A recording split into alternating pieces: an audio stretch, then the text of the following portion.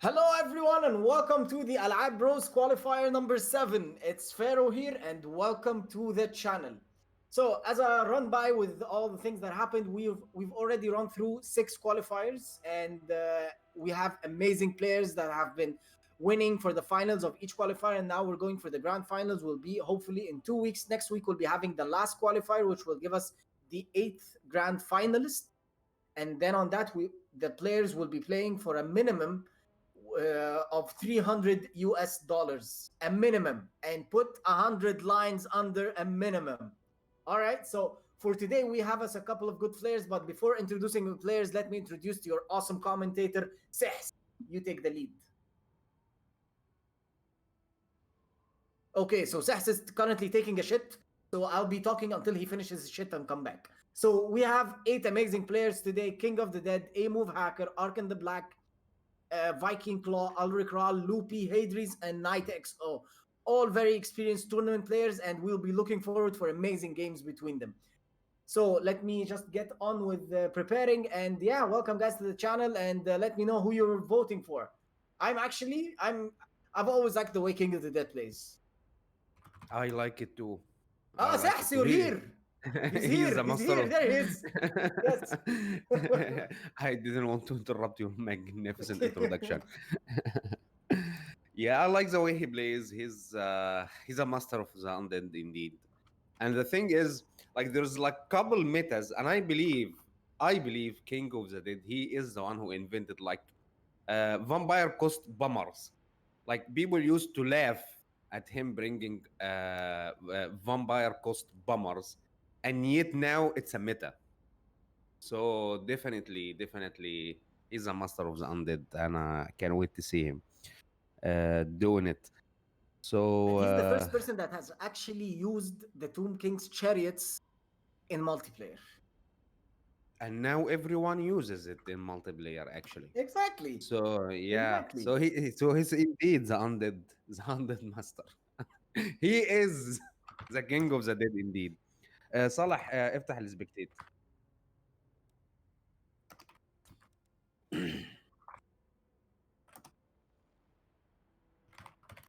All right.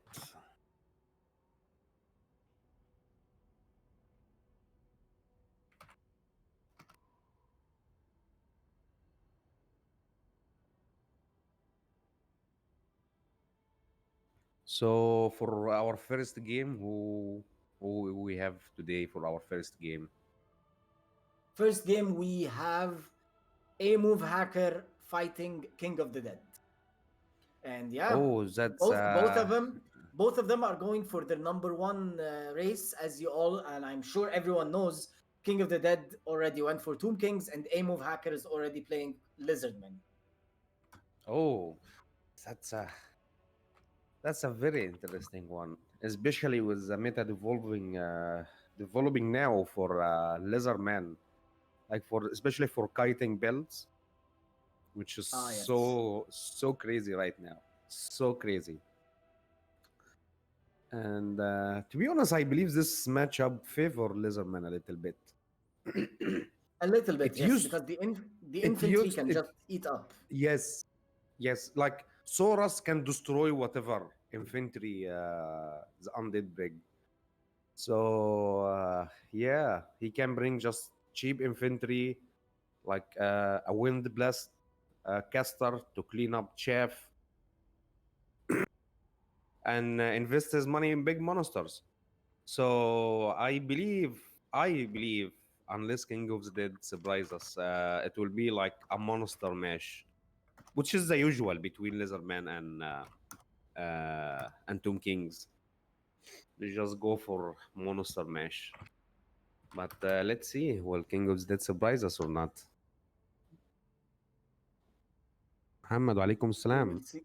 We will see. We will see. Egyptian accent indeed.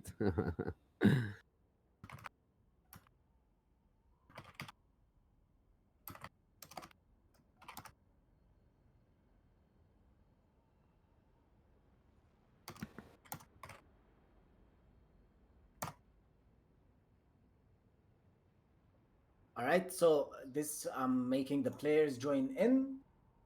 We have and a move already hacker.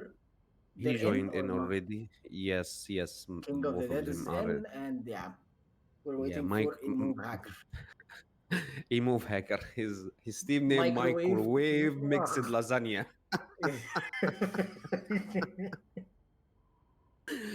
Oh man. That's lovely.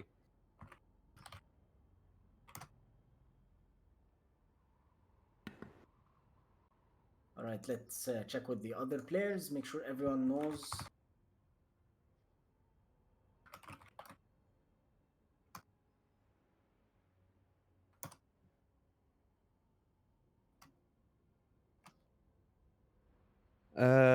بالنسبة هي اوف كورس يا نواف، اللعبة ممتازة، بس الممالك الثلاثة ما فيش فيها يعني ما فيش فيها اونلاين تقدر تقول. يعني هي اللعبة فوكس اكتر على على التختيمات وعلى الكامبين والكلام من ده. لكن اللي بيميز توتال وور هامر 2 المالتي بلاير بتاعها في غاية الروعة صراحة، والتنوع فيه جميل، والبالانسنج مقارنة بألعاب كتير في تاريخ توتال وور البالانسنج بتاعها مش هقدر اقول لك بيرفكت، بس يعني ايه اقرب للوضع الصح يعني. ف فاتمنى يا جماعة كل الناس اللي موجودة معانا سواء من العالم العربي او غيره تكون مستمتعة. I was replying to our friend Nawaf here about he was talking about like he's playing Three Kingdom as its last Total War Total War title. But the thing is, was to be honest, with Three Kingdom is magnificent campaign. Like it is mind blowing to be honest what they did in this title. But regarding multiplayer, I believe they didn't focus and they didn't give a damn about multiplayer. They just like pour whatever they can pour into the campaign, and it really has a very good campaign. If you guys like into campaigns and stuff, it has a very good campaign. Also, Warhammer, to be honest, I've never been a campaign guy. Like most of Total War titles, like Empire, I played all Total War by the way. Like I played all Total Wars. I played multiplayer. And Medieval, I never played campaign Medieval. Like literally, Empire, I played some campaign because I like campaign very much in Empire. Of course, Napoleon. No one ever play campaign in Napoleon Total War, but for me, Napoleon Total War have the most epicness in battle. Like the يا صالح. epicness level in Napoleon Total War. It is really magnificent. If anyone guys didn't play Napoleon and into and yeah, you should play it. It's really fun. And the good thing about Napoleon, it is before quarantine, of course. Like any time a day, if you went to Napoleon Total War, you'll always find someone playing multiplayer.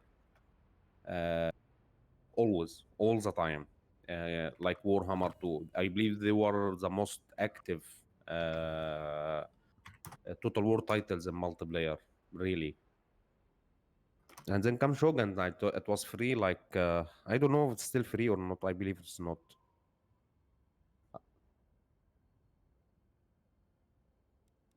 خلاص انا ظبطت معاك.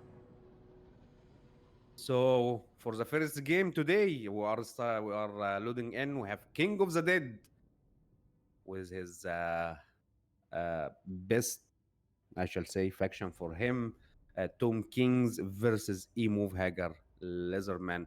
And for you guys who first to join us, the format for our qualifier, first round will be just a best of one. Whoever wins, who qualify for the semi-final, and from the semi-final will be best of three. Also, the final will be best of three.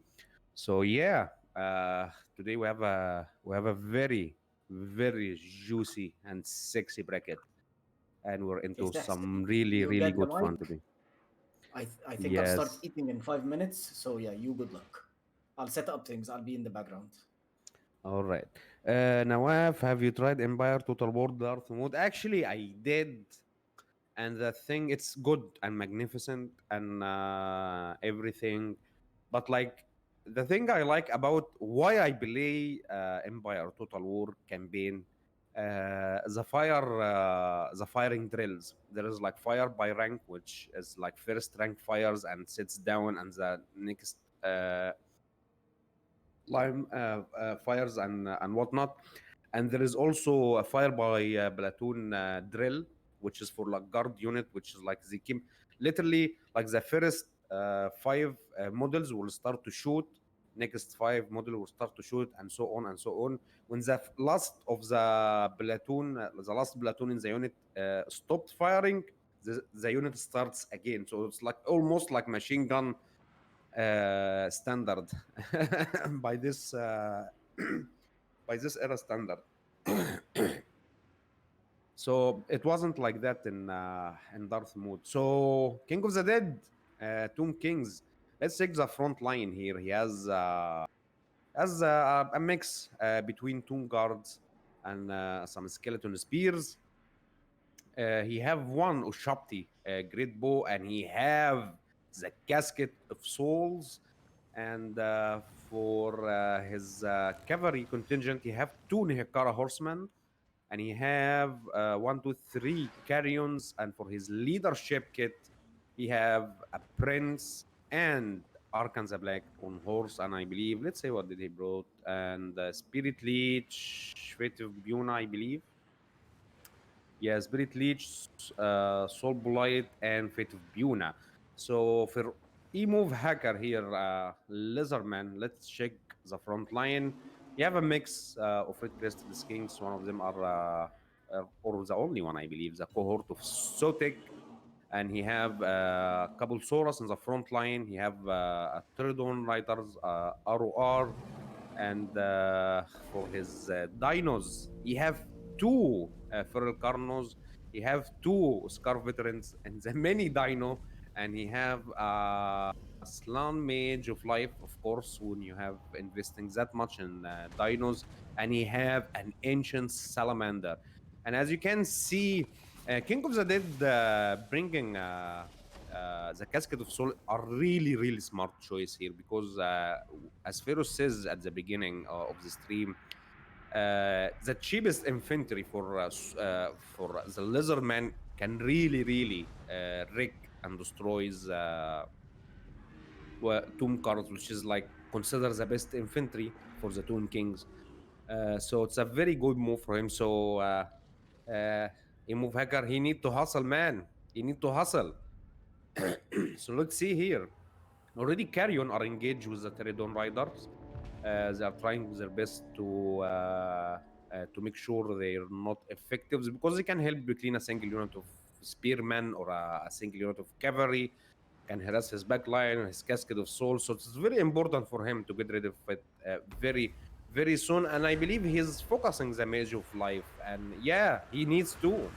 This this gentleman can heal all these dinos as so fast as you can imagine. So King of the Dead, he isn't charging with his Nehekara horseman. He's trying to clear Tomb King's infantry as soon as possible. But to be honest, I don't know what can he do with this Goon squad. As you can see already, Scar veteran slash Carno squad are diving into Archon the Black. Already Nehekara horsemen are charging in, and he's trying to handle this situation to the best of his ability. I believe that's going to be a very nasty banishment, really. Oh my goodness, this is delicious here. Already rotating also for the spearman at the back, and yeah, I believe King of the Dead in trouble here. He doesn't have anything to deal with that much single entity that in heroes or dinos here, and yeah, it's really dangerous. Arkan the Black, even though he's not like super in melee, but he's Spirit Leech, and he's trying his best here. And where is the Tomb Prince? I believe, yes, here he is, but yeah, I don't know what can he do. Already Feral Carnosaur already diving into Shapti great bows here. and he put one of them in hunting Arkansas Black duty, but I believe he got hang out here with some of skeleton spearmen, and yeah, it's a big disgusting single entity battle right here. But the sad thing here, there is nothing from Tomb King side here other than Tomb Prince and Arkansas Black, and I cannot see anything. The Tomb Prince with his state right now is like 20% health here. But yeah, frontline engagement is still going on, and to be honest, I already Soros Warrior took so much damage from Casket of Souls. A cohort of Sick, of course, Sotek, of course, they are unbreakable, so to fight till the end. One of the Scar veteran here have been ganged up by Arkansas Black and Tomb Prince. But yeah, still, an Ushapti summon here, he's trying to secure his back line.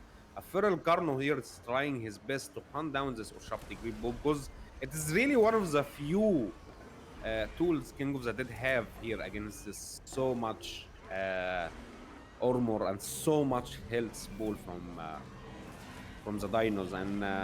And again, to be honest, I didn't notice any achievement have been done by the ancient salamander. And to be honest, he doesn't need to. Already his buddies here are doing magic already. Already the casket of soul are being beaten up badly by a feral carno here, and yeah, and there's another banishment coming down here, and this one, wherever is, I hope just it doesn't rotate the wrong way. Yeah, it did rotate the wrong way. But still, it did a little bit of damage here. Ancient Salamander already shooting into the blob, and it's doing great. It's doing really great here. Ushabti Gripbo are back in business, and they are focusing this feral carno. One of them are rampaging. The other one are in very low health here, but I believe it won't be that much of a problem for them. The Slan Mage of Life is still here, is still doing it to it. But King of the Dead is still scrapping, man. He's doing his best here. He's really doing his best. His Tomb Prince in a very bad shape. A feral carno here is diving into Arkansas Black. Both of the Sora's Scar veteran are diving into Arkansas Black, but really, King of the Dead, he is joking like crazy here, man. Really. He's doing magic here. Actually, one of the feral carnos are routing, and he is now focusing the other one with Shabti Great Bow, and he's trying to hunt down Salamander, because the good things that still we can say are going on now for King of the Dead is that so much infantry that can work as a shield between him and this single entities. But one of the Scar veteran now, move hacker, he can now see the dangerous that Ushabti Great Bows are stand for now. So he sent one of them to control the situation here. But the other feral carnos, the ones that already routed, came back, and again they are diving in Arkansas Black. And really, man, really, that's a really nice joke here. He is really unstoppable here. So let's see, his Ushabti Great Bow are in guard mode, and they are shooting like crazy. He just want to finish this feral carnos here to the best of his ability. And I believe the Tomb Prince already fell down already. And yeah, the balance of power are heavily into move hacker here. And Arkansas Black, he's doing his best. He's running around, he's waving his cane, he's trying his best spirit leeching, but I don't know, man. I don't know. This one going to be very tough to ball back here. Very tough to ball back here. A spirit leech on this Scar veteran who's engaging with the Ushabti Great Bow. he need to push his spearman here and try to pull his Ushapti grip bow. He already used his Ushapti summon, so he doesn't have anything in his back pocket other than his spirit leeches right now. And he is using it to the best of his ability, to be honest. He already damaged 2 Scar veterans to that level, 2 Feral dinos to that level, besides the Slan Mage, and there is so much healing here in the place. So he's a champion already, to be honest. He did his best here, even though he didn't have that much to counter such a huge amount of single entities here. GG, you move hacker. He had a really good build, even if King of the Dead brought some like big monsters and stuff like that. He still have a very good answer to whatever King of the Dead would have built to counter it. GG, best of luck next time for King of the Dead. We still have one more qualifier. It will be next week, so hopefully, guys, he can sign up. Yeah. GG indeed. Sarmation, I don't know, were so many legends on Earth.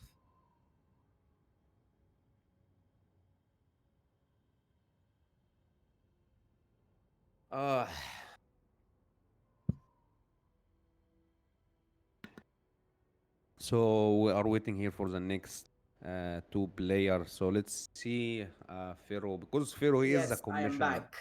I am back. Commissioner, the So- commissioner is back. Well played to King of the Dead, and I wanted to thank him for coming in last minute because we had a last minute dropout. So yeah, he didn't have any time to practice or Yeah. do anything. So, but because it's King of the Dead and this is his first qualifier, he might play the next qualifier hopefully, and he will be much well prepared for it. Yes, we hope so. So we have who? V-Claw versus who? We have V-Claw versus Arkan the Black. We have Empire versus Vampire Coast, Ugh. which is actually, it's a good match. It's a fair match for both parties. But of course, any undead faction has the edge in this game. Yes, indeed. Any undead Like- faction already has an edge of being undead, simply put. Yeah. Just a lot of zombie, a lot of skeleton. You will have a front line that will last forever. What could be the Exactly. best? Exactly. And yeah, it's to be honest, people says it's like evenly match up, but in my opinion, I don't think so, because like Empire struggles very much, especially like you have what your tools against you need the magic to clean it chaff, but in return you will not heal your big hitters like Demis or Karl Franz. So you have to invest on cleaning chaff. That means you will be not investing in healing your troops. So it's like it's not like super for like vampire counts, but it's still a still tough matchup, to be honest, in my opinion, even for the best of players. So Yes. It's still just playing against undead is already tough. yeah, but actually, the vampire cost is not counts. Yes, Vampire Coast not counts. It's Coast. Yes. Okay. No. This one is a fairly good matchup, to be honest. Yes. It's yeah. He can bring Huntsman, cheap archer, crossbowman, and he can focus the gun line very easy. A couple swordman, a couple flagellant to clean up chaff. And yeah, and to be honest, he doesn't need demis in this one. He just needs some Empire Knights to protect his archer line from Scurvy Dog, and they already loading in. Yes. So they're that's prepared and yeah. everything is amazing. Okay, time for me to eat. You take the game, Alright. I'll eat, and we meet later. All right. So Arkan the Black versus Viclo Empire here. So we'll check uh, Empire first, and let them set up a little bit so we can easily take a look at their army. And yeah, we have a single unit of cannon here, which is Viclo. Don't know where to put it. He's still making up his mind, and I believe his front line, his mix between his spearmen and flagellants. One of them are the RORs, the Tether Souls, and for his missile line, he won for the cheapest missile line he can bring, and he cannot go wrong with it against a vampire cost. Have 3 units of archer and a single unit of the silver bullet, the handgunners ROR. These guys are awesome. They do magic attack, and they will be good if they brought like sirens or something. And he have 3 Empire Knights to protect his gun line from any scurvy dog gameplay. He have Marcus Wolford and an Ember Wizard with Manticore Summon and Flock of Dooms. For Arkan the Black, he have a couple of scurvy dogs. For his front line, a mix of zombies. One of them, the ROR, the Tide of whatever. And in the flanks here, he have 2 Sirens, which is excellent. Very, very good against state tropes here. They can clean chaps. I believe they cause terror too. So yeah, they cause terror. Yes, yeah, and they are spirits. I believe they only take like 70. They have 70%. 70%. Yeah. Physical resistance, and they have Rotten Prometheans, 3 units, and you have a vampire, fleet captain on a crab, and Luther Harkin on his mighty beast, and a couple fell bats, and that's it. And he's going for the rush here. He's not going play the missile gameplay here. He's just going for it. So much crab, so much armor for this poor archer men to penetrate. To be honest, it will be tough one for him. It will be tough one for him. And he doesn't have like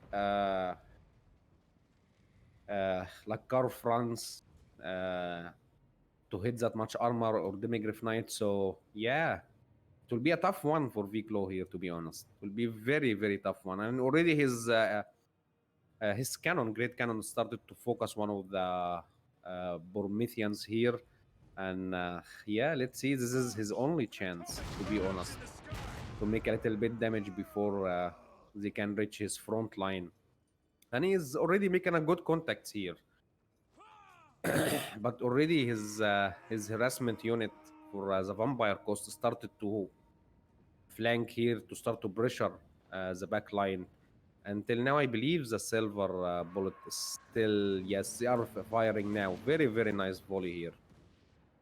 A breath attack here on the Tether Soul, but I believe Viclo managed to avoid it. But he's dealing a good damage, but it is nothing that Invocation of Nahik cannot heal still. And and oh my god, they're so slow, man. They are so slow. Yeah. To be honest, sometimes when I play with vampire accounts, I don't bring zombies, to be honest. This is very slow. It is really, really slow if you are willing to rush or something. So sirens are going into the back line. In here, Empire Knights are preparing to counter them, but there is a scurvy dog here. And to be honest, he can just pull back his scurvy dog and go for the archer line. He doesn't need to engage with to support his sirens. Sirens already have physical damage and armor piercing. They will be just fine. A net here from Marcus Wolford and a focus fire here by the silver bullet, but there is already some failed bats are diving into them. A summon into the back line here, and yeah, again it will be a tough one. But Viklo's doing something really good here. He's trying to clear up the chef first. He's focusing. He's focusing the chef with his archer, trying to clean up the zombies as soon as possible, so he can engage with Rotem Barmathian with his like spearman, with his archer, with his cavalry.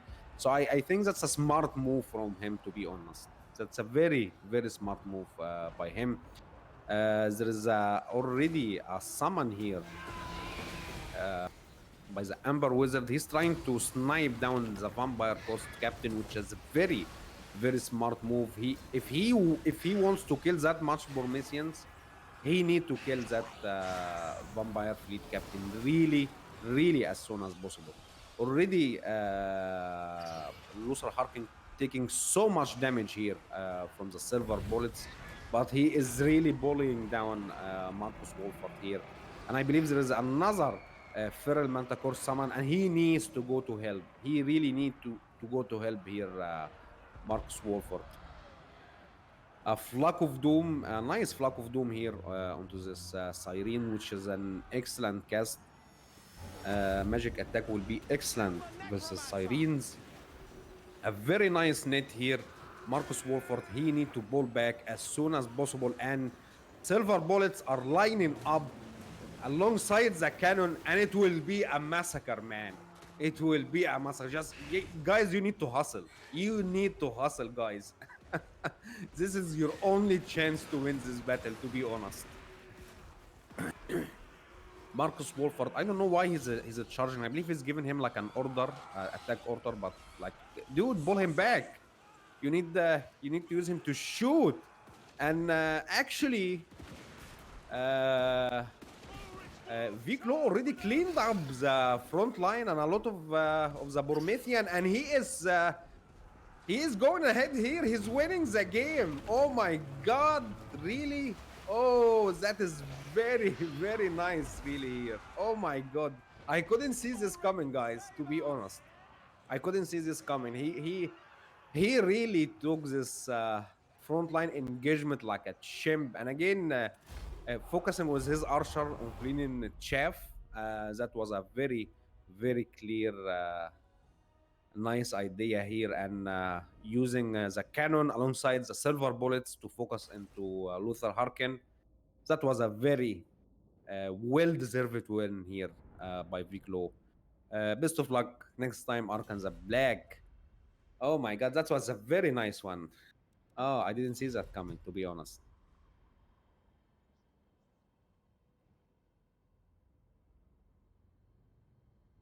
Yeah, it was very unbelievable, to be honest. I couldn't see this coming. He really played a very nice game here. He picked his targets carefully. He protected his backline excellent, especially for silver bullets. I believe they had most of their health all the game, and most of the game they were already online and firing and focusing Lothar Harkin and putting so much pressure onto him. And yeah, that was a really good one and well deserved indeed. Game. That was an amazing game. Yes, indeed. Like the way he protected his back lines. You said it. Silver bullets were untouched. Yes. Nothing reached them. Nothing. Like the only thing that reached them was the fell bats in the beginning, and he took care of them like in a second. Yeah. That was an excellent display. Yes. For the mightiness of the Empire of Men. Who we have for our next game? We have Al3ab versus Lupi. Oh. Let me text him. Yeah. You're up. Yeah, indeed. Viklo played it really, really well.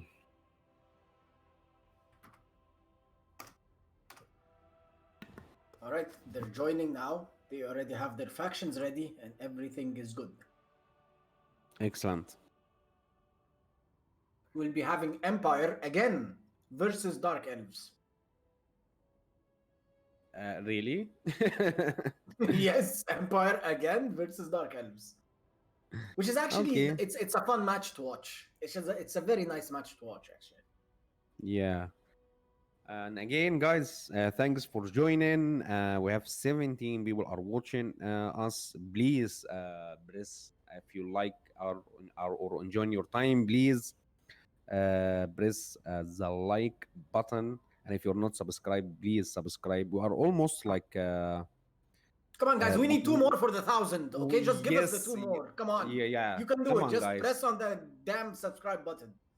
All right. Yes, Two more for we just 1,000. need two. Yes, Just need yeah, two. Give guys. us two, please. Yeah. And please, guys, support us and help us by sharing the stream for other people uh, to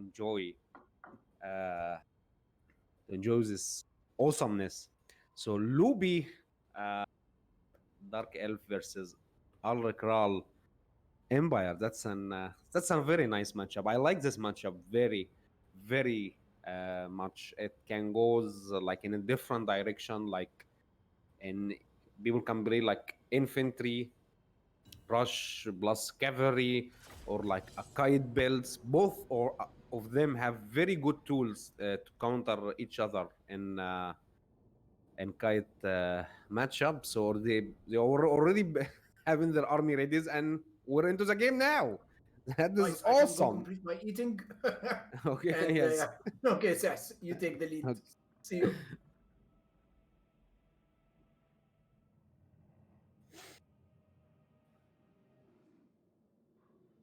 So Luby versus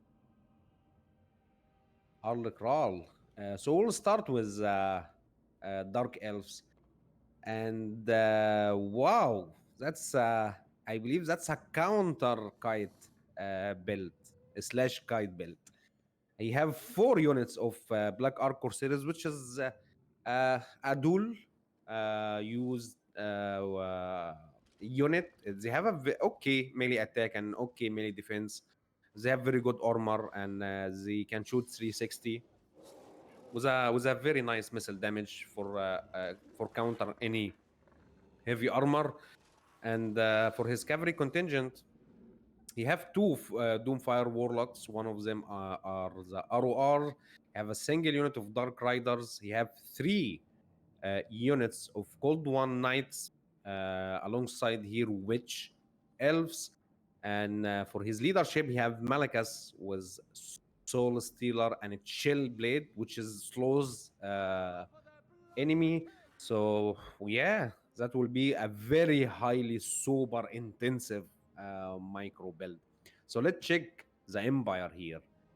Empire brought a lot of people for Dark Elf to kill, to be honest. A very huge front line of state troop here, mix between swordman and spearman. For his missile line, he have a single unit of handgunner, which is silver bullets. And for his skirmish cav, he has 2 outriders.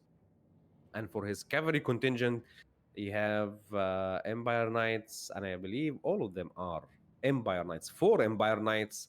And for his leadership, we have the one and the only Karl Franz with Reichland Rumfang and Galmraz, and a Jade Wizard with Regross and Earth Blood. Oh, that's going to be a very tough one, to be honest, uh, for the Dark Elf here. He need to to kill a lot of Empire dudes here.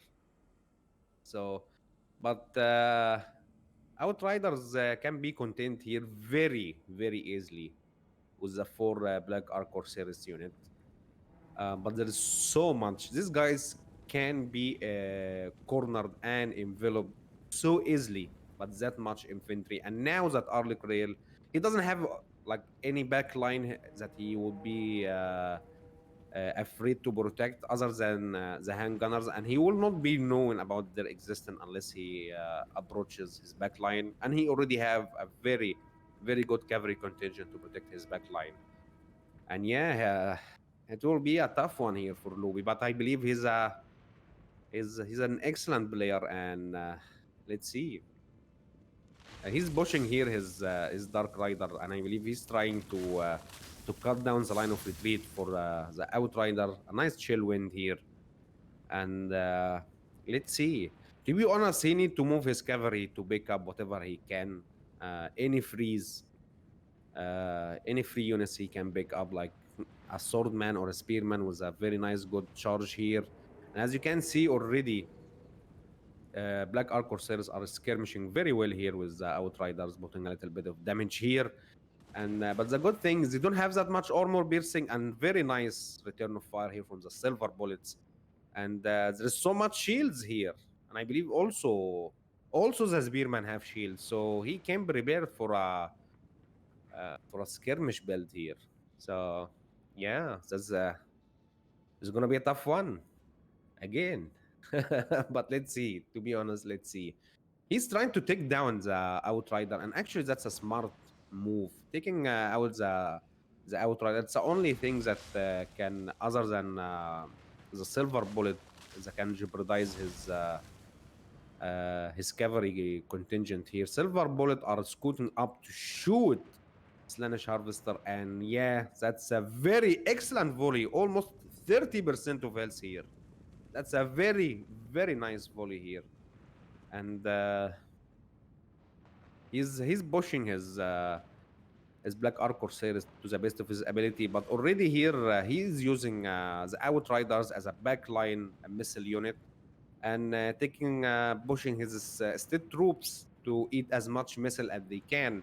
And already Luby here, he can see that he need to make a very good push, and he's rotating most of his cavalry contingent here, and I believe he will be loading up one of the flanks. And to be honest, it's a smart move from him. If he going for it, he need to go for it right now, because one of his Black Ark Corsairs already are running for their lives here, and the other two already took so much damage. So if he's going for a push, he need to do it right now. He need to do it right now. And to be honest, he has the mobility advantage. He can rotate his whole army in a seconds and just go for an alpha strike right here. But already Al3ab, he's playing it very smart. He's pulling much of his infantry units to support the incoming onslaught here. And yeah, Luby, he's going for it, man. He need to go for it right now. He took so much damage on his missile slash infantry line, if you can say. And first of the charges here, Doomfire, Warlock are charging in, Dark Riders charging in, everyone are charging in right now, and I believe that is a soul blight from the Doomfire Warlocks, and already Slanish's Harvester are following up, and yeah, already two Dark Riders are routing away, and Spearman and Swordman are supporting the engagement. And this is what I was telling you guys. We have so much support, infantry support here. But that's it. This is the fight already. Soul Stealer on that very huge blob of Empire, which an excellent one. A Doom Bolt will be an excellent one here. Very nice one. Very, very nice one. Which elf are joining in the fight? Their support are needed. It will be a very nice Gaze of Malice here. An excellent one. He already cleaned most of the state troops here in this blob. And yeah, his witch elf are pushing in. His cavalry are pushing in. But yeah, this is bad. He already, his Doomfire Warlock are engaged with the Spearman here and being countered, charged by Empire Knights. But he's actually is doing well for the time being. He need to pull his Cold One Knight over here. He needs these guys over here ASAP. Already he managed to quote one of the Empire Knights here, and he will be cleaning out very soon. Al3ab, his silver bullet gameplay, by the way, was an excellent one. He's moving them into the flank right now. He need to take a couple volleys in this big, disgusting dark elf blob right here. And also the Outriders, yeah. They are doing so much damage here. Oh my god. Ah, Luby. Luby, he need one of these alpha strikes again. But this one he needs to finish the Empire Knight because I don't think he has that much for a second alpha strike, to be honest. He's taking so much damage here already. Outriders are putting so much missile pressure here. Silver Bullet, they are untouched, I believe, and they used like 60% of their ammo. A very nice charge here. He's going for the Silver Bullet. He knows these guys are the most dangerous thing for him now onto the battlefield. But a very nice counter charge here from Empire Knight. Another Empire Knight are joining in and saving the Silver Bullet, and I believe that will be a gaze of menace, but he will be, yeah, he can dodge it. He didn't took that much damage from. And already Karl Franz are joining in, supporting his people, encouraging them to fight for their emperor and for Sigmar. But yeah, Witch Elf are trying their best to hunt down their silver bullets, but army losses will be kicking in. Yeah. It's he lacks the meat, man. He lacks the meat. He needed more people with shields. He needed more people. Arlek Rail army, he had so much empire, state empire troops to kill, and he didn't have that much to kill them all, to be honest. But that was an audacious try, and GG. Uh, Best of luck next time, Luby, and congrats to Arlek Ray. He has a very good army, to be honest. And yeah, he needed to kill the silver bullets, but he didn't have anything to go for the back line, to be honest. Yes, he have so much cavalry, but Arlic Rail, he have a good cavalry contingent, and he have so much infantry to protect his single missile unit. Foot, if you can say, he already has two outrider, and actually he used it as a backline missile unit. Ooh. Al3ab played a So great game. He played a great yeah, game. His build, more or less, is the thing. and yeah, who we have for our next game? Okay, so Knight is Muslim, and it's his time to eat now. He eats at 7 my time, so in 5 minutes. So we will be playing the semis first. So V-Claw and A-Move will play their game, their three All right. rounds, until he can eat. You know. Okay, no problem. Yeah, Yeah, yeah. he needs some sugar in his blood, man, so he can. Exactly. You know, we're Muslims, so we can understand that. We're fine with it. Take your time. Yes. I'm eating while I'm streaming, you know, so. يا صالح. هو في واحد بيفطر مسلم من اللعيبه الواد اللي هتلعب مسلم يا مسلم. عم، الواد طلع مسلم وعايز يفطر. ف نايت. Okay, طب what is the map for the Okay, semi-final? so first round map for A-Move and V-Claw is Warpstone mine, and for the picks, A-Move picks and dance. Yes, يا حسين. Okay.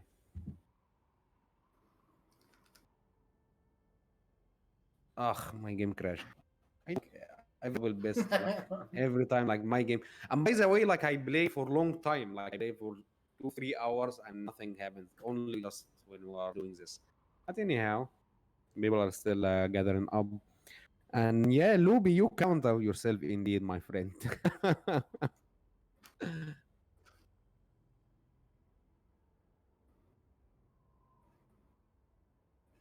Yes, Salvation said their opponent doesn't have to. You are a gentleman, Luby.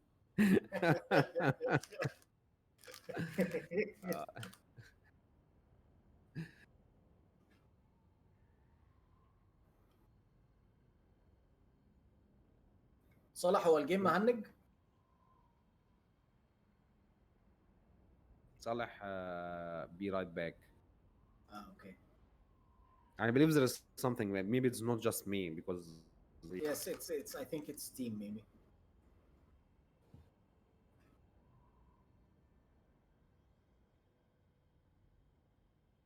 Well, thank you, Loopy, for joining in. Yeah, you definitely countered yourself, more or less. Yeah.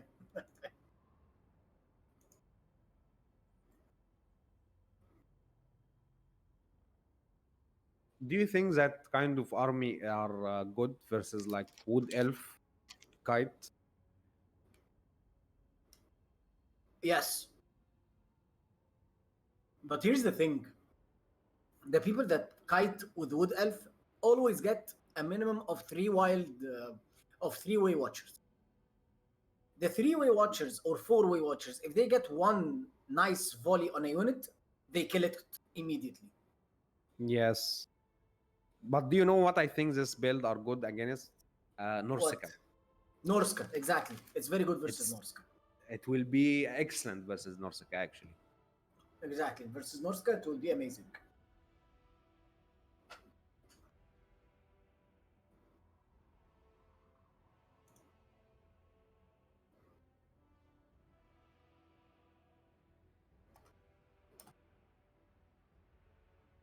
يا صالح، الجيم مهنج عندك؟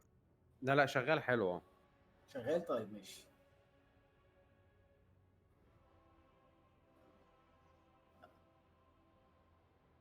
لا لا لا. بيتزا بيبروني.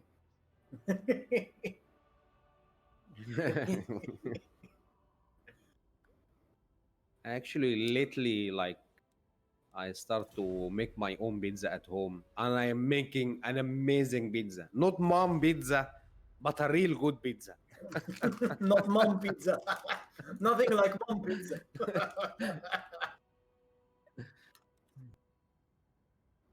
Yeah.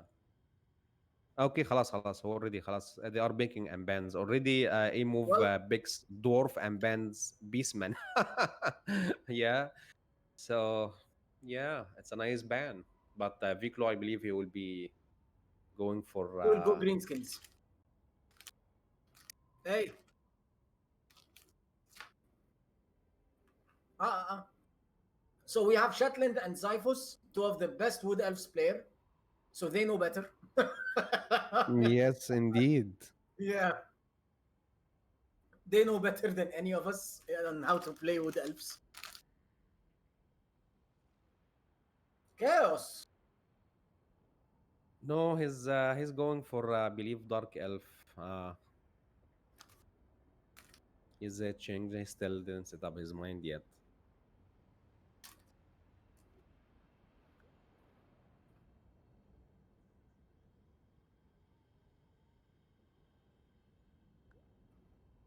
Oh, he didn't pick up. He switched to Tomb King. So Yeah, he's still. like Please don't go Tomb Kings. Tomb Kings suck versus dwarfs. It's one of the yeah. worst matches. Unless you go all Slayers. This works. Get an army of Slayers. Just Slayers. This works.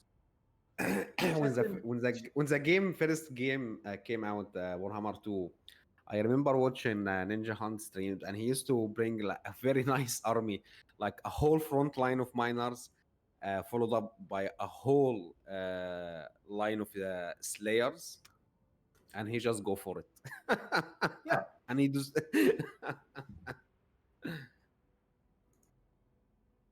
You know, you do that, you right click, you win, more or less, versus Tomb Kings. yes.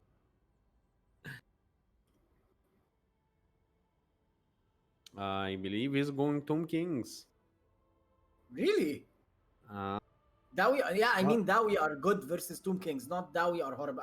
Did I say Dawi are bad versus Tomb Kings, or did I say the other way around? No. Yeah, Yes, they are good. yeah. Yeah. Yeah, they shouldn't. They should never win. Because infantry, Dawi wins. Large monsters, Dawi wins. Ranged artillery, Dawi wins. Nothing beats the Dawi. They have nothing to beat the Dawi with.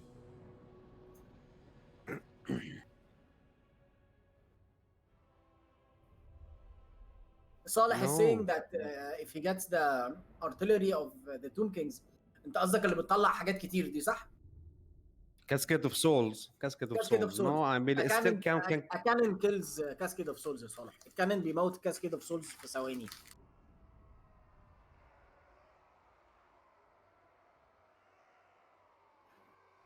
and they're up. Nice.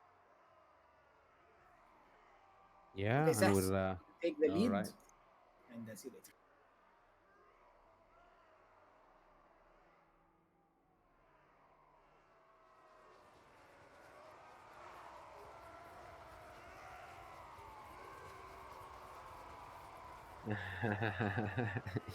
Yeah, they are making like, especially in campaign maps, they are making like there is very weird noises. Like I was playing Dark Elf campaign, or I don't know, and they were like a supreme sorcerer, or like I don't know what, a hero or something, and they are screaming on the campaign map, like a very weird screams.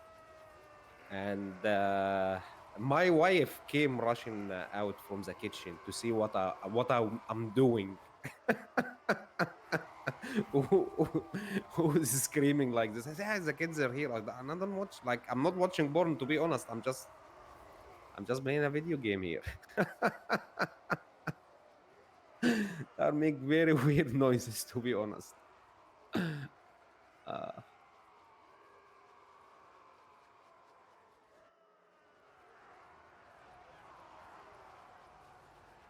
all right. Uh, E-move hacker Dawies versus Viclo Tomb Kings. Let's see. Let them set up a little bit, and uh, and we will read their armies. Give them a couple minutes there.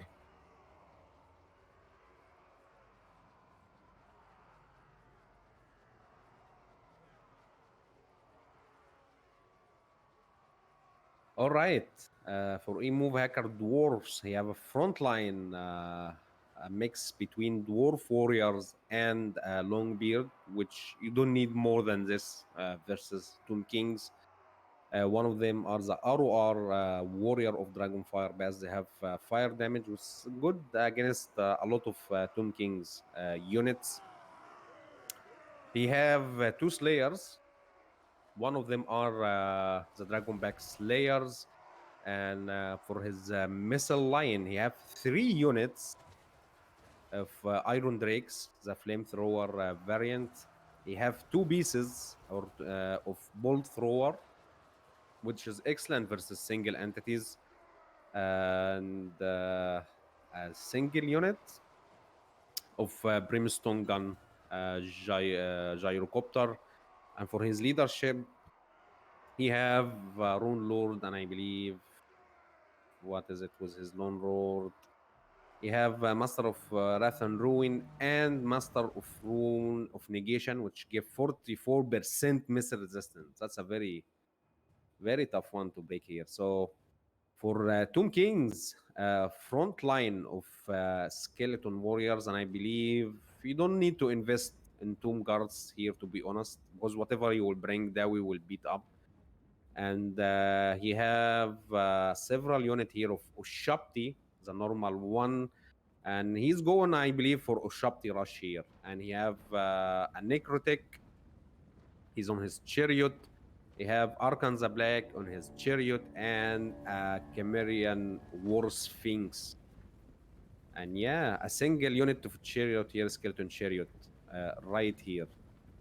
And he have a couple, like in the back line, he have a skeleton horseman and a single unit of carrion. And he is focusing, that's a very smart of him with his artillery pieces. He are focusing the necrotic, and he already took so much damage. Yes, that's a very smart pick here, because if he need, this guy has 2 heals, he can heal this two big, he can heal this Chimerian War Sphinx, he can heal the Ushapti. So taking down this necrotic are a very, very smart move from him. If he can take him early on, it's a very, very smart move by him. He's already using his gyrocopter to clean up this skeleton horseman, so he can minimize any backline harassment for his line. And now he's focusing the Ushapti with his bolt thrower right now. And they are doing magic, actually. They are very good. I believe they have bonus versus large. Yeah, they are anti. Yeah, they have bonus versus large. Or piercing. So they will be doing magic here versus most of the units here. And if you notice something very smart here, by the way, by A-Move Hacker, he used this natural block here, so he's now forcing Viklo to separate his army into two contingent. Now every flank cannot support the other one, and the Dawi can do the opposite. They can support both flanks, and that's a very smart tactic by him right here. Already a flamethrower started to shoot into this Shopti here. Slayer are intercepting them. He's protecting his backline very nice here, and have his Dragon Back Slayer here in reserve, waiting for any of this huge monster to penetrate his line right now. But wow, even though it's like Ushapti have like 90 armor, but still taking a fair amount of damage from the flamethrower right here. Oh my god, that's a nasty one. Yeah, this is where they shine against low armor unit like this. They are cleaning skeletons as fast as you can imagine. Already Arkan the Black are diving into the back line here. He's trying to shut down the missile play here from A-Move Hacker, but already the Bolt Thrower are doing very good damage here to Construct right now. Camarian War Sphinx are joining the party. He's trying to disturb the back line here. But yeah, Dawi front line are holding as they always do. Already some of the skeletons are disappearing, and he's taking control of this. Very nice, a very nice crossfire here versus this Camarian War Sphinx. And Oshapti summon here, he's trying to shut down both units here of Iron Drakes and also the Bolt Thrower. Necrotic, already he shifted his artillery pieces to shoot the Necrotic, and he's taking so much damage right now. But as I mentioned before, E-Move Hacker tactic here was excellent. He forced him to separate his army into two contingents. None of them can support the other one, and he's cleaning one unit at a time, as you can see already. Very nice. Already, these guys, I believe, they finished one of the skeletons here, and they are joining the fight. And most of the Oshapti take so much damage. Most of the infantry already have been cleaned up pretty well, but his missile line now all are shut down, and he need to reform his line and start shooting back. And to be honest, for Viklo, he need to micro his chariots, Arkin the Black, his Necrotic, his Camarian War Sphinx. This guy, he need to keep jumping between units, to be honest. He doesn't need to be both back. Because this give time for E-Move Hacker to rearrange his line again. And Arkan the Black, I believe he will be in the crossfire right now from all Iron Drakes right here. Oh yeah, that's an excellent view there. Oh my goodness. Oh, that is so much damage here. Oh, instantly 50% damage. Oh my goodness. That is so beautiful to look at, to be honest. And I'm not to be biased here, guys, but that's a very beautiful sight to watch. And yeah, I am sure. Oh my god. And he's running away. But again, as you can see, guys, Dawi are supporting each flank easily. And Tomb Kings, they don't enjoy this very much. And most of, to be honest, Dwarfen infantry is still holding in. Others are like one Dwarf warrior are running away. But they're still doing it, to be honest. They're still fighting. But to be honest, Viglo still in the game. He still have his Necrotic. He's a little bit low. He still have Arkan the Black. He still have a Camarian War Sphinx with full health. So he need to do magic here. He need to keep jumping all over the place. I believe this is the Rune of Negation, 44% damage resistant here. And All this Dawi unit are enjoying it, and again a very nice flamethrower action here versus Arkansas Black. He is taking so much damage here, and the Necrotech, and I believe he's crumbling right here. He's in a very bad shape, and I believe a couple hits from this angry Dawi, yeah, he will be going down. He will be going down, and oh, this carrion, where was this carrion? Maybe they were chasing the gyrocopters. And to be honest, even though it's like a good pick for him, but all this time this carrion wasn't around here to support this frontline engagement. And again, Arkan the Black, oh, he is so hot right now. In a bad way, actually. In a very bad way. But the Cimmerian War Sphinx, he's jumping around. He's happy Bobby jumping around here, but so much firepower here, guys.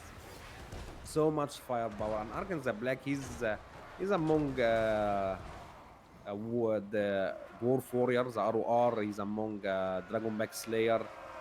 And yeah, there's not that much now, but what is surprising, it's the balance of power is still relatively even right here, and I believe thanks to the Cimmerian War Sphinx still so healthy till now.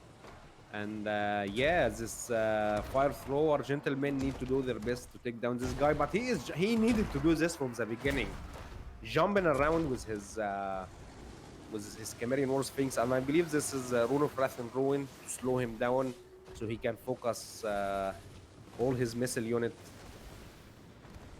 onto him. He's taking a fair amount of damage. He's still heavily armored unit, but yeah, damages are just adding up right here. Oh my goodness. And I believe there's a discourage from flamethrower. So he's taking so much leadership penalties here. And yeah, oh my god. Ah, this is beautiful here. That is so beautiful. Oh.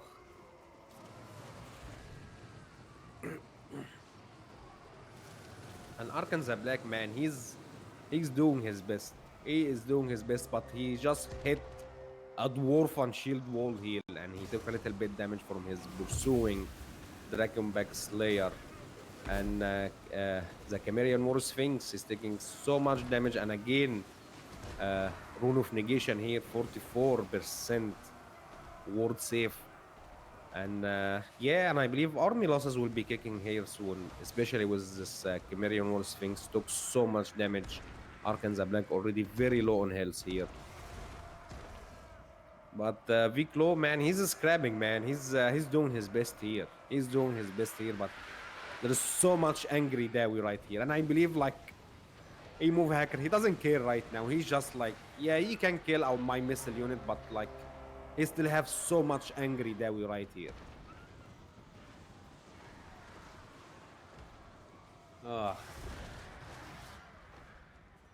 Yeah, that's a very angry Dawi blob right here.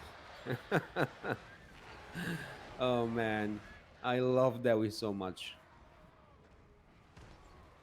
I love Dawi so much. And Arkansas Black, he's going deep, man. And to be honest, it's smart from E-move.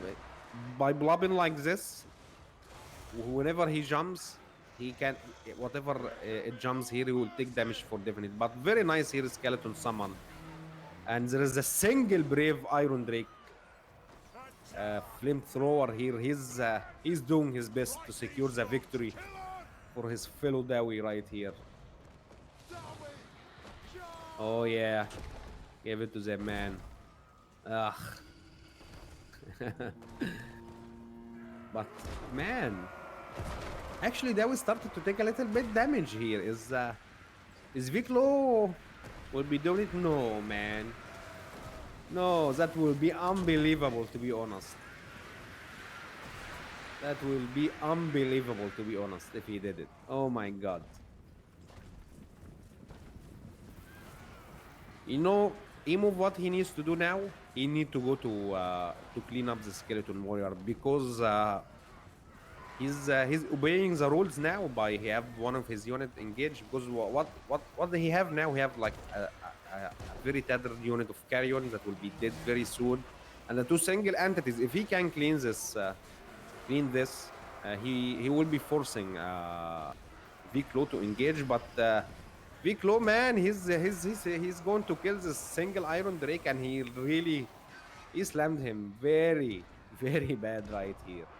And to be honest, what he's doing very nice here by cleaning any routing Dowie unit. He's cleaning them very nice here. But I believe he need to engage now. If is this carrion uh, not engaging, he need to engage right here, right now. Once this carrion is dead, he will be forced to engage. But yeah, Dowie, come on, they are really doing it. They are very tethered right now. A very nice charge here by Arkan the Black against this Warrior of Dragonfire Bass.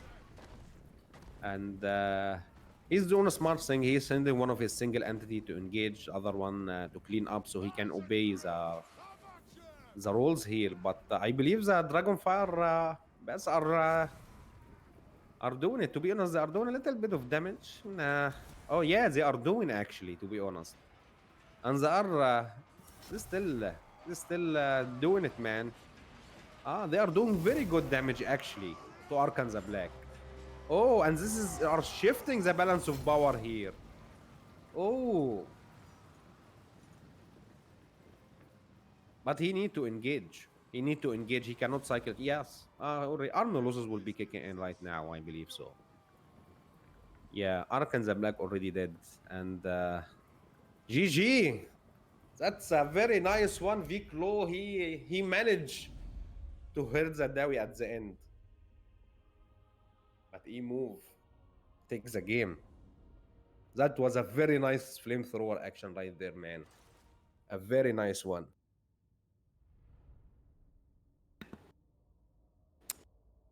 Oh my goodness.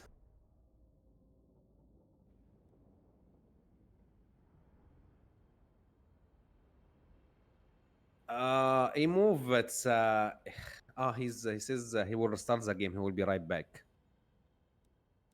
Add no sound. All battle. Okay. He's okay. Yeah, he was cycle charging a little bit too much.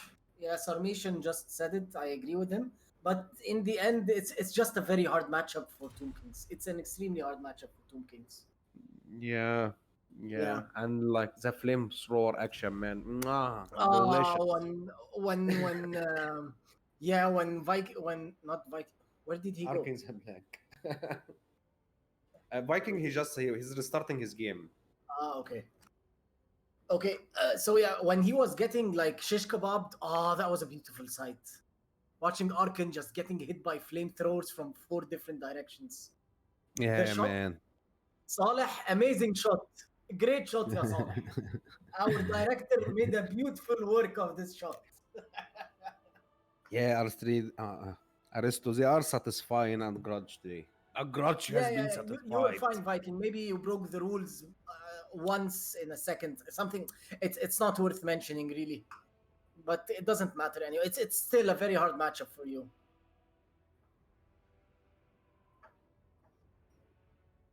My sound was gone all game through. Well, you'll get your chance again, man. It's a best of 3. You lost the first. It's a best of 3, Viking. Do you know that? Does he know that? He knows that, right? Yeah, it's a best of three, man. It's a best of 3. He says he's starting his game. He's be right back. Yeah. Okay. Yeah, I agree, Hadris. Getting a couple of archers, solid value because you can kill the slayers easily with the archers. And skeleton Yeah. archers for the Tomb Kings are actually very accurate. They're very accurate. He moves says he need 10 minutes if it's okay. Should we play our is night already? We can play a night game.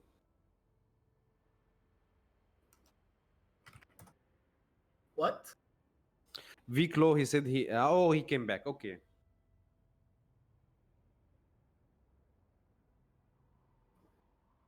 Uh, All right, he is back. He's back. Yes. Okay, good, good. Yeah, Shetland. I actually agree. This has a better chance than going full melee versus Dowie. Full ranged is better. I agree.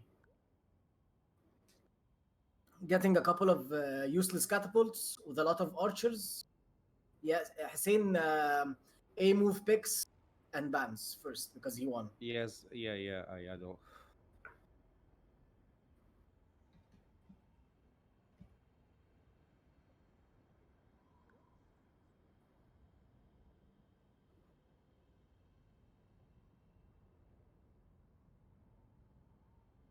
Okay. He move. He will be back in 10 minutes. He says like. Okay, no Okay. problem. You know. Yeah. So I could have gone chaos or a high elf. Yeah, you should have, man. You should have. It's a Okay, this bad is rolling matchup for points. two kings. You should have, man. Okay, Okay. okay, Saleh.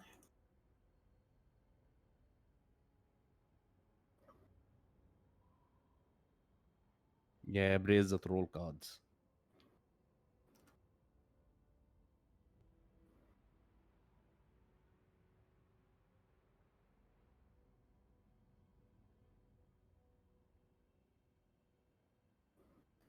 I disagree. It's exactly Uh, saying, hey man, welcome to the chat. A few factions can outshoot Dawi, but TK is not one of them. Versus a good Dawi, not much TK can do. Yes, exactly. That's yeah. It's the very but hard, but it has better chances. You can say no, that. but the point for the archers here is not to kill Dawi infantry. It's just to focus Slayer. A couple of archer just to focus on Slayer. They don't need to kill like missile line or anything. They will get their value if they kill a unit of a Slayer. To be honest.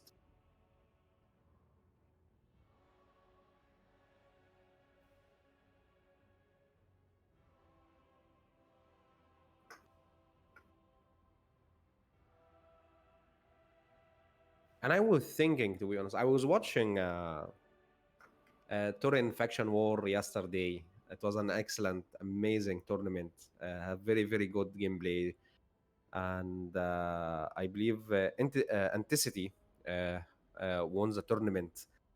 And Damn, good for him. and and the thing that won him the tournament was his scurvy dog play. He played a scurvy dog gameplay very, very well, and that give me a thought.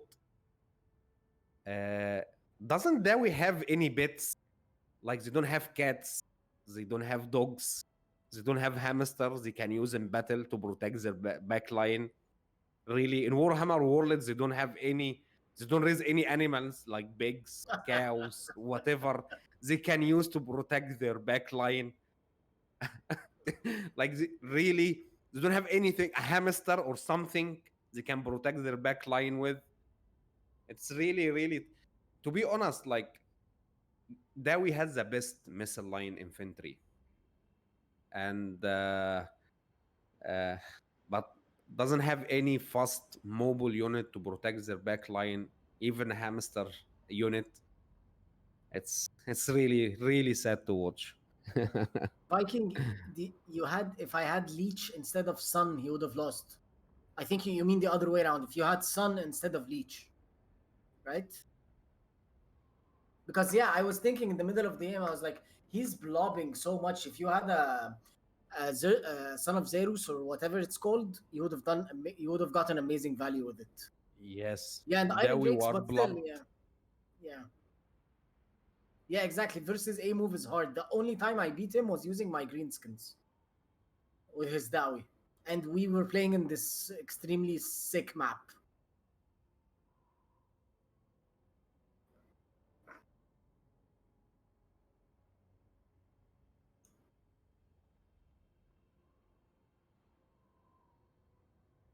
Yeah, feel the burn.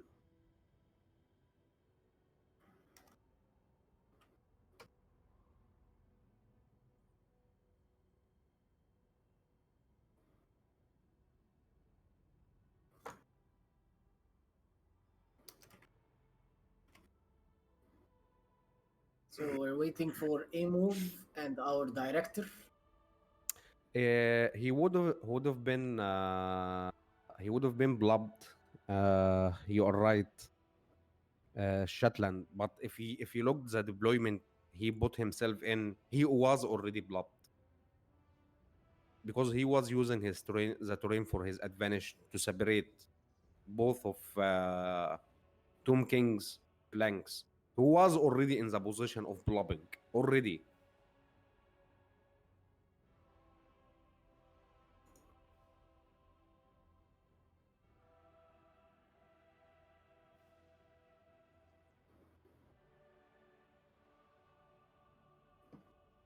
Yeah, وضاح well, وعليكم السلام.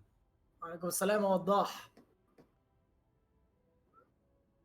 Yeah, وضاح, but Winds of Death don't work in multiplayer tournaments. They never work in multiplayer tournaments. Yes, People yes, playing see it coming a mile away. You can never yeah. make it work.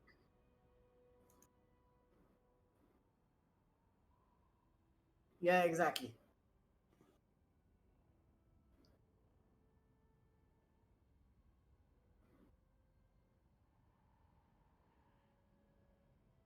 Yeah, his bolt thrower action was very good, actually. Yeah.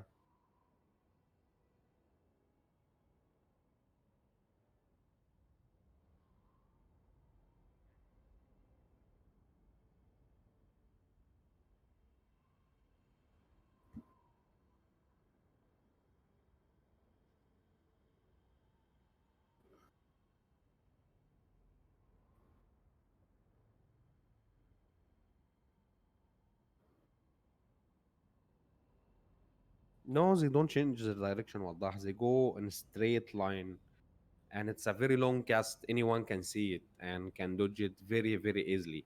Actually, if you ball back and your opponent infantry move to chase your front line, they may get caught in their own wind of death. Sorry.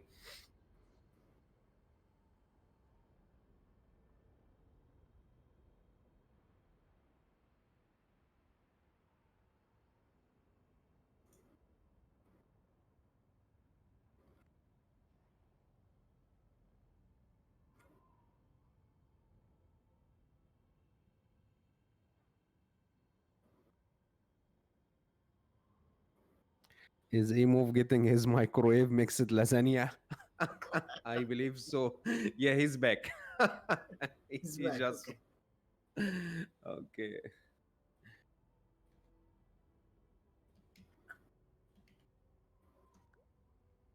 Ah.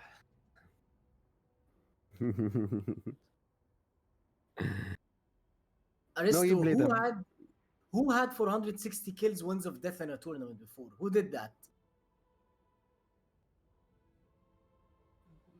Do you, because you're saying as if someone actually did it. Did someone actually do that?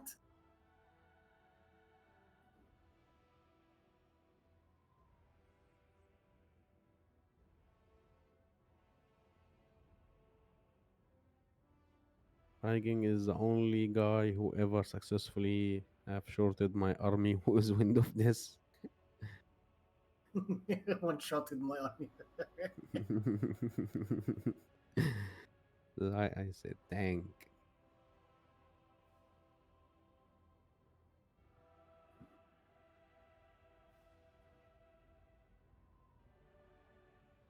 Oh, okay. It's okay. Yeah, I mean, all right, all right. Yeah, a vampire mirror. You must get Winds of Death. You'd be stupid if you didn't get Winds of Death. Oh, by the way, Hussein, the vampire mirror we had last qualifier, Daf plays streamed it, casted it. Really? Oh Yes, my god, out of really? all the games, he picked this one to cast it. Oh my god. Oh. We have to thank Okay. Hialinali and yeah, and Wicked for the amazing game. Vampire Mirror. uh, It's always fun to watch. okay. He moved wood elves and banned lizardmen. Really? I think wood elf have a good matchup against lizardmen.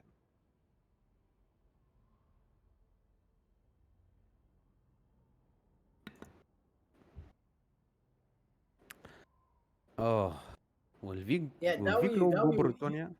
Yeah. Oh yes. Oh, Viclo are going Britannia, man. That's Sword Elf awesome. versus Britonia. Yeah. It's a very good matchup unless you're playing against Zyphos, because I've seen a lot of Exactly. people playing Unless against you're playing him. against Zyphos. Yeah.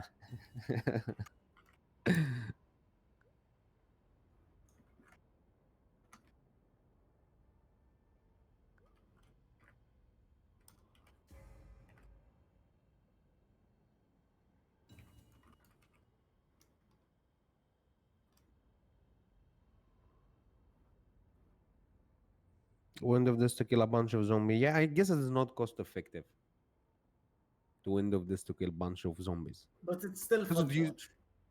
It is still Yes, very fun indeed. to watch. Yeah, indeed.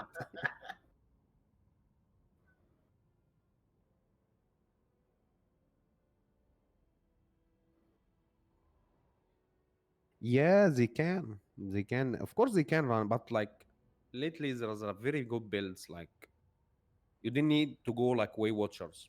Just Glade Guard, line of Starfire shafts, a couple Hackbane tips to apply poison, a good front line, a couple big ass trees, and you're solid.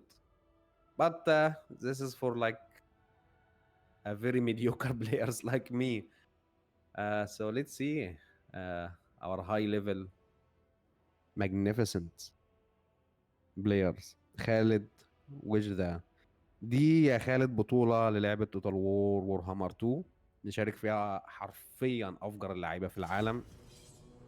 دي الجولة السابعة من التصفيات. بكل جولة بيتأهل منها واحد، وفي النهائي بيبقى في جراند فاينلز، بيبقى فيه الثمانية اللي اتأهلوا من الثمان جولات. البطولة عليها جايزة كبيرة جدا جدا، $300، وكل كواليفاير بيبقى فيه $25 للفائز. عليكم السلام.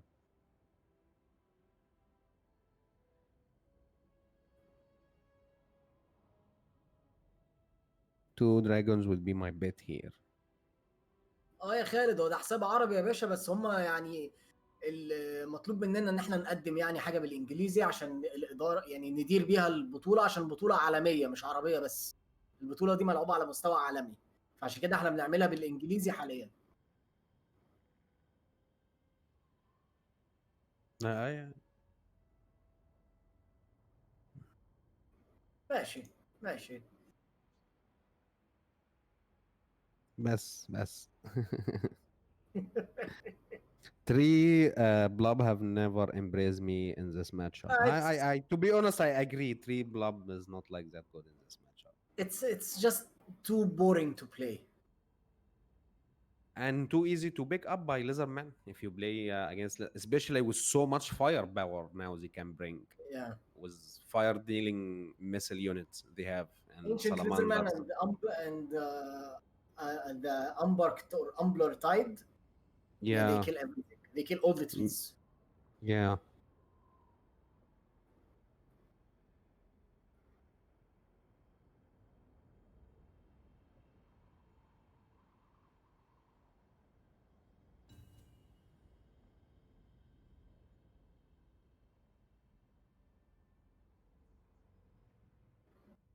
All right, both of our players are ready now. This is the first semi final for today. We have a move hacker. He already won all wood wood elves, and versus Britonia Viclo. He needs to win this one. He And needs to Saleh, win it to continue, yeah, to give us a Saleh fair just match. informed me now we are a 1,000 subscriber now. So Yes, thank we you. did Yes. it. Yes, Yes. we did it. We are 1,000 subscribers. Yes. Yes. Oh my God, we did it. So thank you Oh man. guys. Thank you very, very much. All right, yes, this is good news. I'll leave you to the match, and yeah, see you after the match. All right, man. All right. Thank you guys very much. Thanks for everyone who is watching us right now. Please, if you like what you are watching, click the like button. If you're not subscribed, You will be very welcome in here. So yeah, Wood Elves versus Bretonia. It's a hard matchup uh, for Wood Elf, especially in this map. This map is very small actually. To kite, it's very very. He's back to the wall already. So let's see how both player will be playing this one. So let's check first. E-move. Way Watcher, Way Watcher, Wood Elf. Yeah, they are Way Watchers. Yeah, so let them set up a little bit so we can check their armies, and we'll go from there. And still 30 viewer. Oh, come on, man. Why you have to broke my spirit like this? I was. Just let us enjoy the moment, man.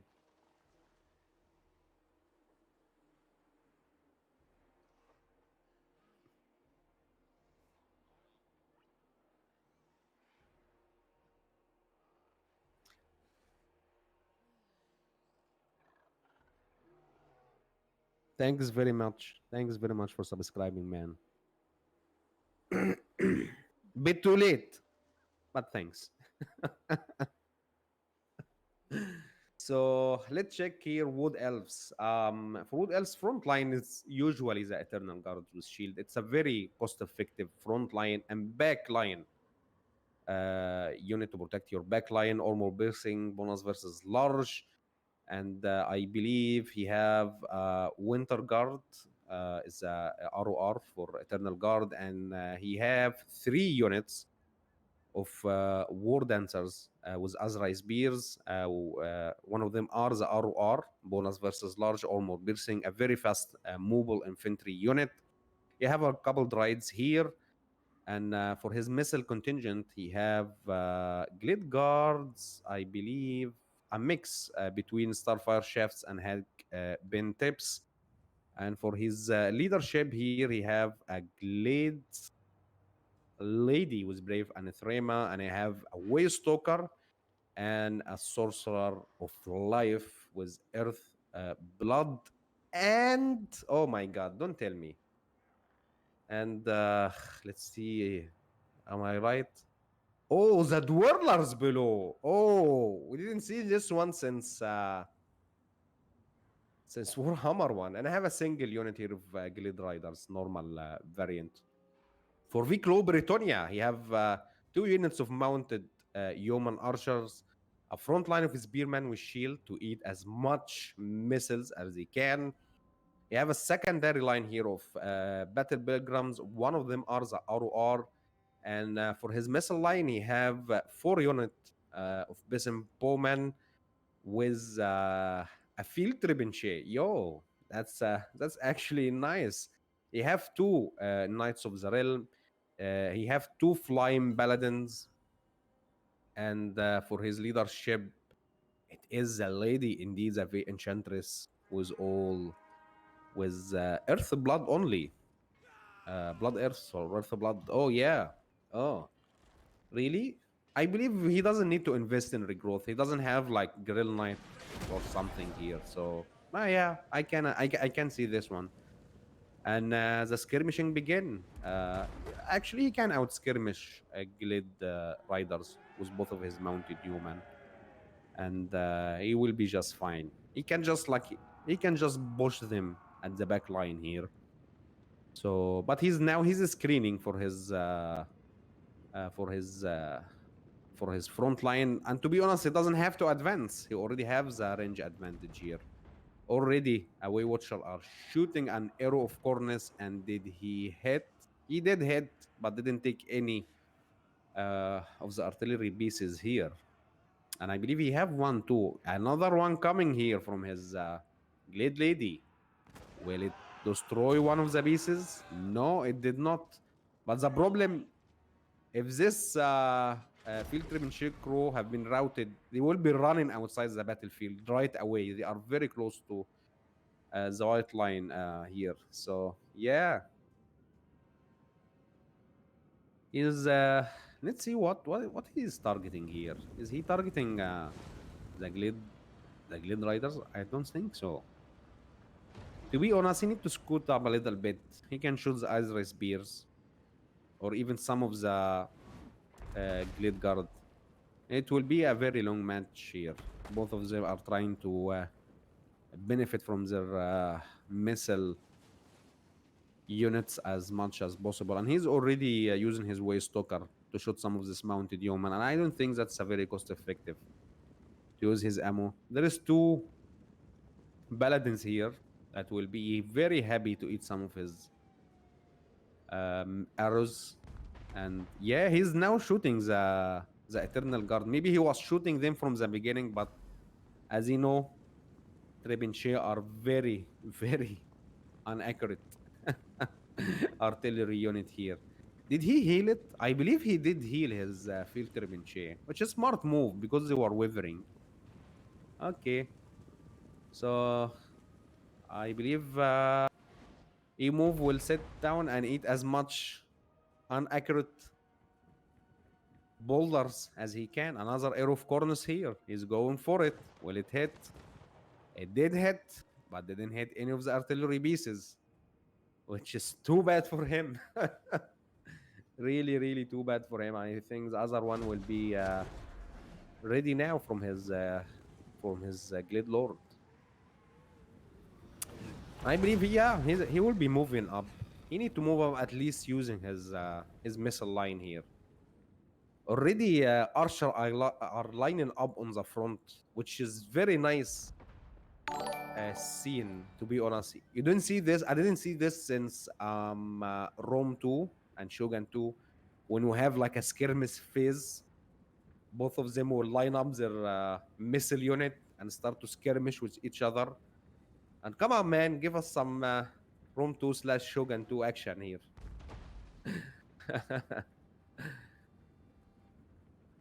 And yeah, and I believe for the wood elf to be approach and get closer like this, they need to benefit from their missile line, and also will give a little bit help here for the Fintrebinche to be a little bit accurate.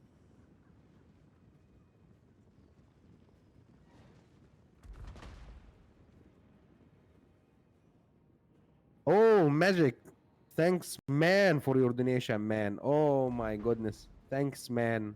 We are very, very grateful. Thank you very much for your donation, man. That is superb. We are very grateful here, brother.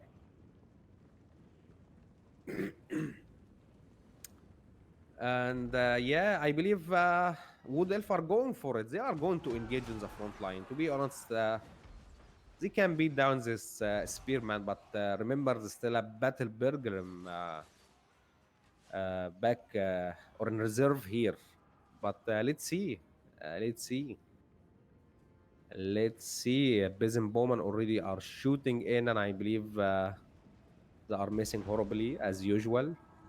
But yeah, starts the field Trebuchet starts to do a little bit of damage here and there. Since they already approach. Missile line are doing very good steady pressure here onto the strides units, taking them to like take like 25% health of them. A frontal a charge here from Britonia, but a very nice micro. He bowled out here his drives, and he's sending his Azra spears. And yeah, did he I believe it's maybe a misclick from him. He braid of Anathrema the spearman at arm. Oh man, I believe he was intent to lock down this Knights of the Realm. Oh, that's too bad. A Dweller below here. Oh, yeah, but I believe he's hurting his own people more than it did hurts. And against Spearman, it's not like that cost effective. That blob here would be very, very juicy for the Warlord's blow. But I'm not sure, guys. Is it still a strong spell like it used to be in Warhammer 1? Bretonian are really doing a great job here. He's already cleaned one of these drides, and the one in the other flanks too. Mounted yeomen are jumping into the back line, and these two paladins. There is nothing that that can hurt these two paladins that much right now, especially with the mounted human already disturbing the missile line here for the wood elf. He's this guy who will be fine. He will run away and his lady will be healing him so much. No problemo here. But he's already disturbing the missile line. The holy wardens already penetrated the front line. They are engaging with the reserve here. Mounted human are jumping in and out, trying to kill as much lead guard. And yeah, he forfeited. He moved, he forfeited. And to be honest, it was a weird uh build, to be honest, from both of them.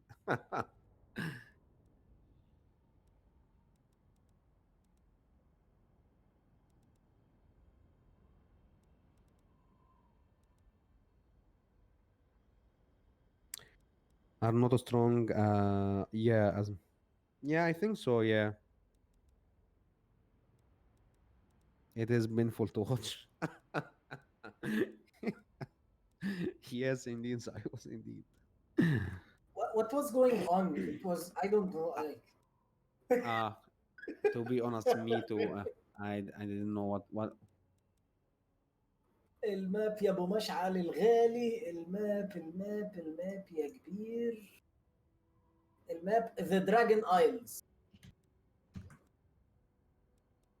So yeah, I don't really, well, good game to Viking. Well played. Yeah, yes, indeed. Yes. Well, that's nice.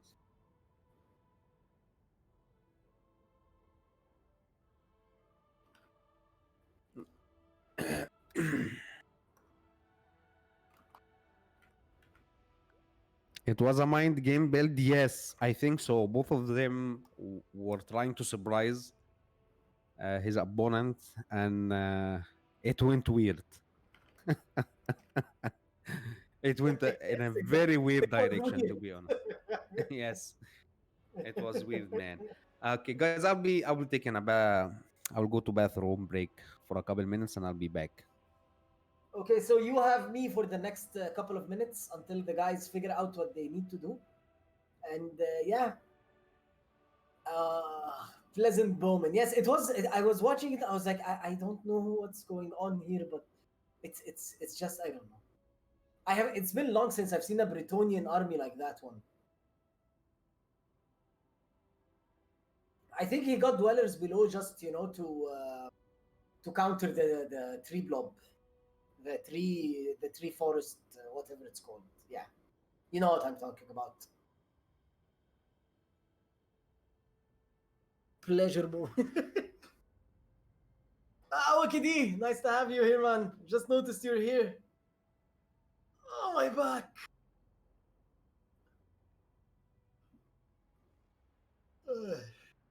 صالح افتح الشات كده خليني اشوف بيقولوا ايه.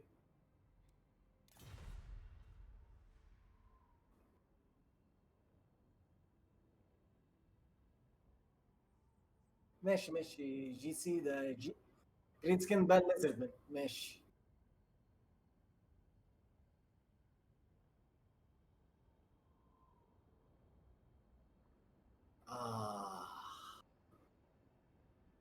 So we have 32 people with us today. Thank you guys for joining us, and thank you to the people who subscribed today. You made our day. You made us reach the 1,000 subscribers, and for that we are grateful and very happy. And also, if anyone here wants to give us a tip or تشخشخ جيبك للعرب اللي بيتفرجوا, there is a Streamlabs link. Please feel free to tip us. Just anything would be fine for us to get food. You know, we're Arabs, so yeah, we need food in Ramadan. So yeah, that's how things go. Pharaoh, did you play Medieval 2? No, never, Wadah. My first Total War to play was Warhammer, actually. I never played any other Total War. Thank you, Idris. Thank you.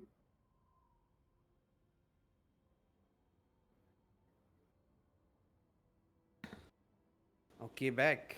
We have. Welcome back, Sehs. Welcome back. Uh, green skins. Viclo picks green skins and bans lizards. And I Okay, believe. let me just make things clear about Viking. Viking used to main greenskins in Warhammer 1. He used to play a very mean build with greenskins. I think he was the first person that ever got mass archers versus Viking, sorry, versus vampire counts. He was one of the first people to do that, if I remember correctly.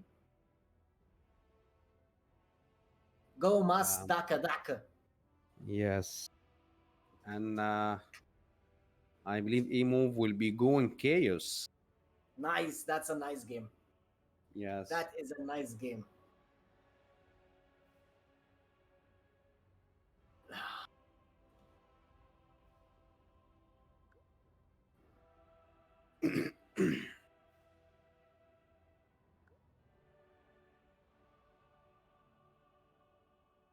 Oh, he's still thinking. Okay. Okay.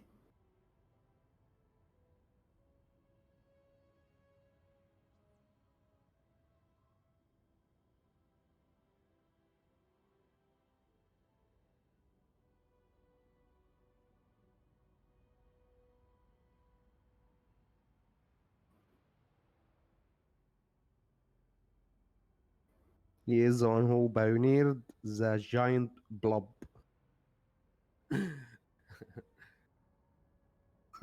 Yeah, I think so, yeah.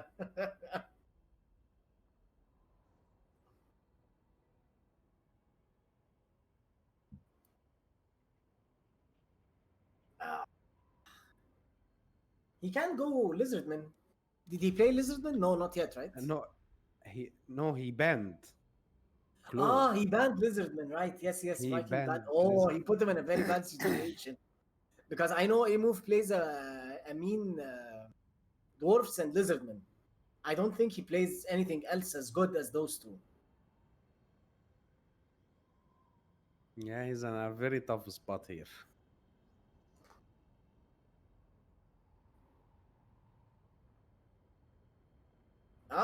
بيلعب حلو، هو بيلعب من ايام وور هامر 1. لعيب لعيب جامد.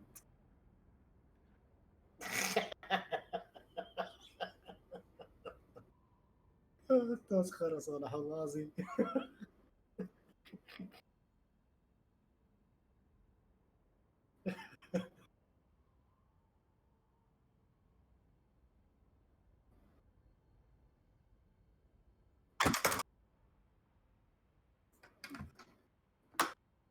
Yeah,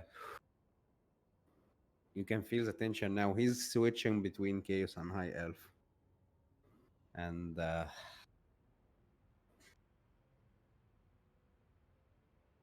we are waiting for him to confirm his faction.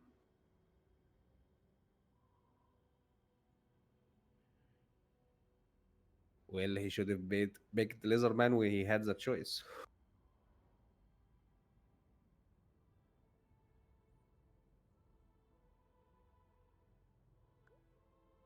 يلا بينا. لا لا لا، خليه يا عم خليه في الثامن، والنهائي كده ولا كده عندهم الجايزة. Okay, he will go Coast. اه Vampire Coast versus Greenskins, which is a good matchup actually for Greenskins.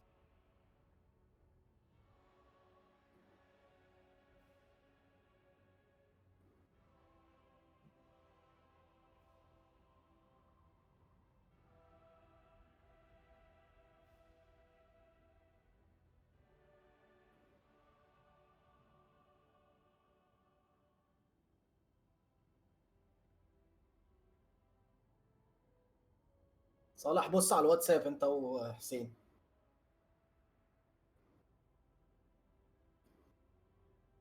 ماشي. بعدين. لا لا، مش عايز ابعتها على الديسكورد، مش هينفع. لا مش عايز، هي لازم على الواتساب عشان هي عندي على الواتساب. Is a giant a blob made of giants or just a really big blob? It's the biggest blob, I think.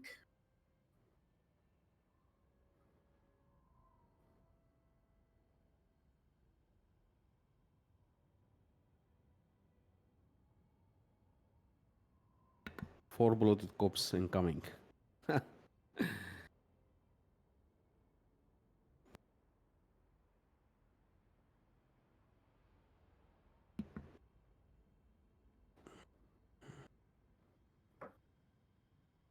Marshal Lotfi. Hello, man. هلا هلا لطفي. رجلي يا لهوي.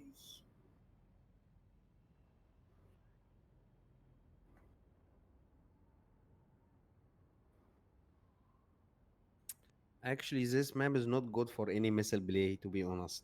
If he's This going, map sucks. This map sucks. it's not good for missile play if he's going for vampire cost. And yeah, let's see how he will be doing this. Is he going like a rush? But going a rush versus green skins, it is a really, really dangerous gamble here. Yeah, oh yeah. But he can ايه؟ مش فاكر. ايوه. او لما حد يعمل سبسكرايب بتطلع له عشان ما يمشيش.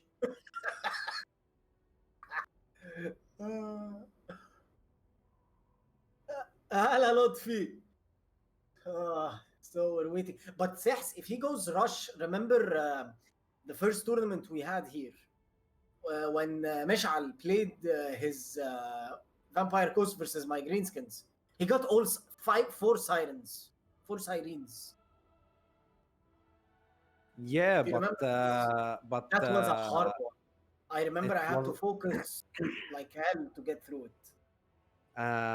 But if you think about it now, there's a very cheap magic in a big war that can destroy sirens that easy. Like Fist of Gork, I believe, gives a magic attack for a single unit. He have what's this explosive magic? I don't remember what is its name. It kills sirens like that. So it's a dangerous gamble, to be honest. If he is going rush, if he's going to play a missile gameplay, he need to bring Queen Bess so he can force him to walk to his gun line, because a normal artillery build won't be doing him any good here. So let's see. جينا في بعض حالا, and now we are loading into the game right now. Nice. 1-1 Viclo versus E-Move Hacker. Greenskins versus Vampire Coast. Yes, Brimbuster. Yes, this is the one. Yeah. It cleans sirens so damn easy, man. And it's unexpected go-to magic for this matchup, to be honest. Like Warzag, especially Warzag in this matchup, is a go-to pick for this matchup, especially with his bonus staff that give buffs for the whole army. So like a small a low cost magics like this can will be even more beneficial with a lord such as Warzag. You bet in Vampire Coast. So guys, let us know. It's 1-1 E-Move with his Vampire Coast versus Viclo with green skins. Please tell us who is you are chanting for. So let's check the builds here. We'll go first with Vampire Coast. As usual, a front line of zombies. One of them are the RORs. He have two sirens on the flank, which usual big here. And yeah, he's going for the rush, man. And he's going for the Mongol rush here. He have a couple Mongols here. He have the Lambres Revenge, the ROR Rotten Barmithian. And for his leadership, he have a vampire fleet admiral of vampire. He have a couple bombers, and he have a bull arm to protect his back line. And he have a couple bats, and maybe have a couple daggers here or there. I believe yes, he have one here in the woods, and he is vanguarding his Mongol. Okay, interesting. So let's check the Greenskins army. For Greenskins front line, you have a front line of goblins mixed in with savage orc biggins, and you have the ROR, unbreakable goblins, the 8 beak loonies, and he have a huge archer line here. He have a savage orc error boys, which can do well fighting zombies. You don't have to protect them against zombie summons that much. You have a single unit of artillery here. You have a Gabrok Lobber here, and for his cavalry, he have a mix of force goblin rider spiders. He have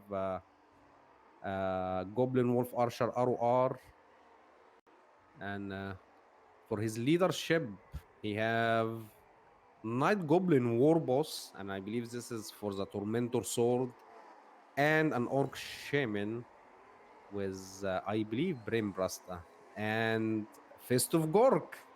Yeah, to kill Sirens. So let's see. Let's see.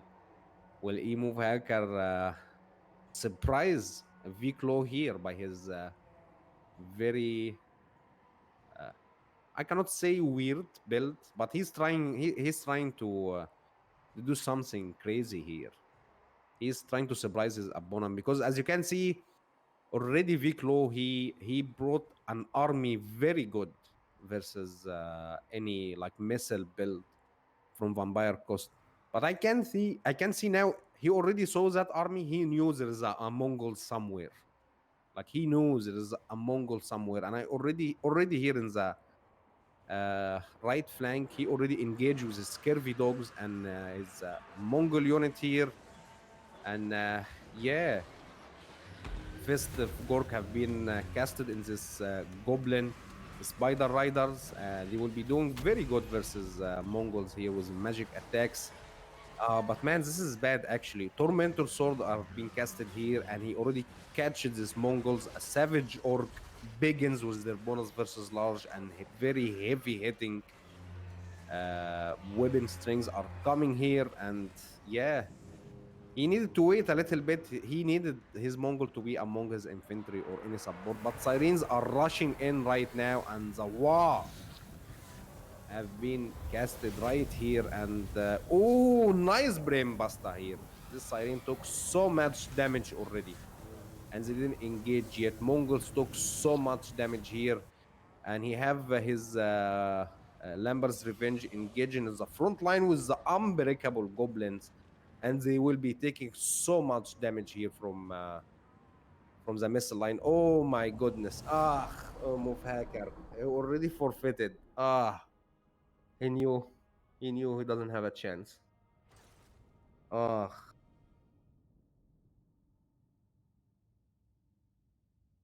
GG. Yes, bomber are disgusting nowadays. Yeah.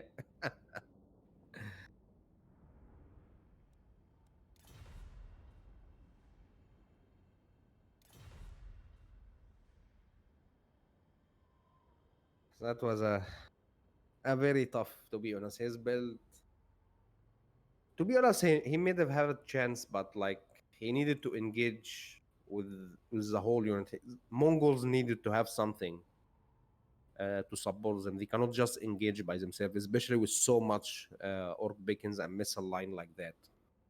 The Wa, man. It's the Wa. You can never beat the Yeah, Wa. yeah, it's a It's the wow. Wa. All right, It so is. next we have Hadris. Hadris, you're up finally. Knight is ready for a while now, but you know we had to wait for the guys to finish. So Hadris versus Knight XO. What is Hadris playing?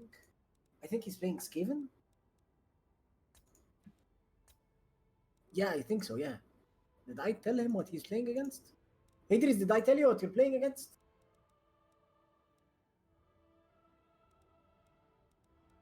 Oh yeah. We have Hadri's versus Exiled XO or Knight XO. Hadri's is playing as Skaven and Exiled is playing as Norska, which is a fun game. Crack Angor, yes. Yeah, he conceded after 1 minute, yes. I believe it's the Lambra's revenge. Yeah. They have been taking down very. Hadri's, you're up, man. We're waiting for you since you stepped away.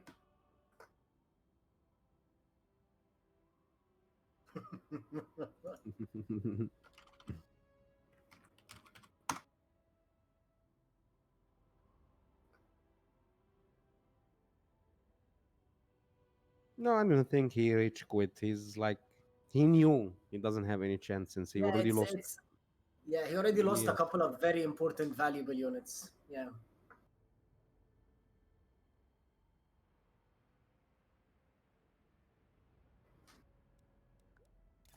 So we have exiled here. Norsika versus Hadris is Skaven. Skaven. So He's playing the rats. Yes. yes.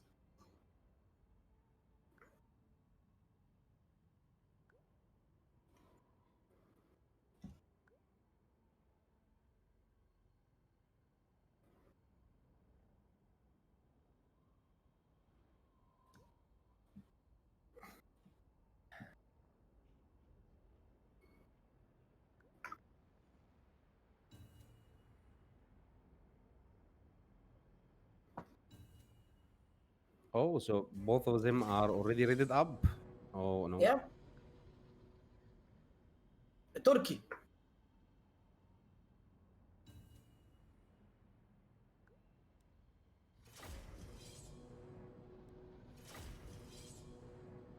All right, so they're both readying up, and we're going into the game as Ahs.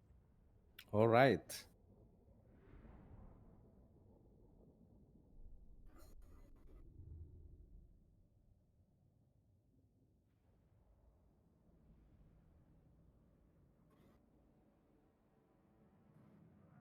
We're still waiting for Exiled.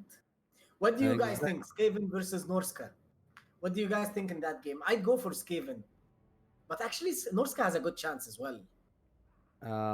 Yeah, of course they have a lot of backline harassment unit, Yeah. and he just need to keep his value unit outside of artillery range till his front line engage, and then he comes in. And yeah, so already we are here. We'll start with Hadris Skaven, and let them set up a little bit here, and we'll start reading their armies. Zahs, you get the mic. I will see you next game. All right.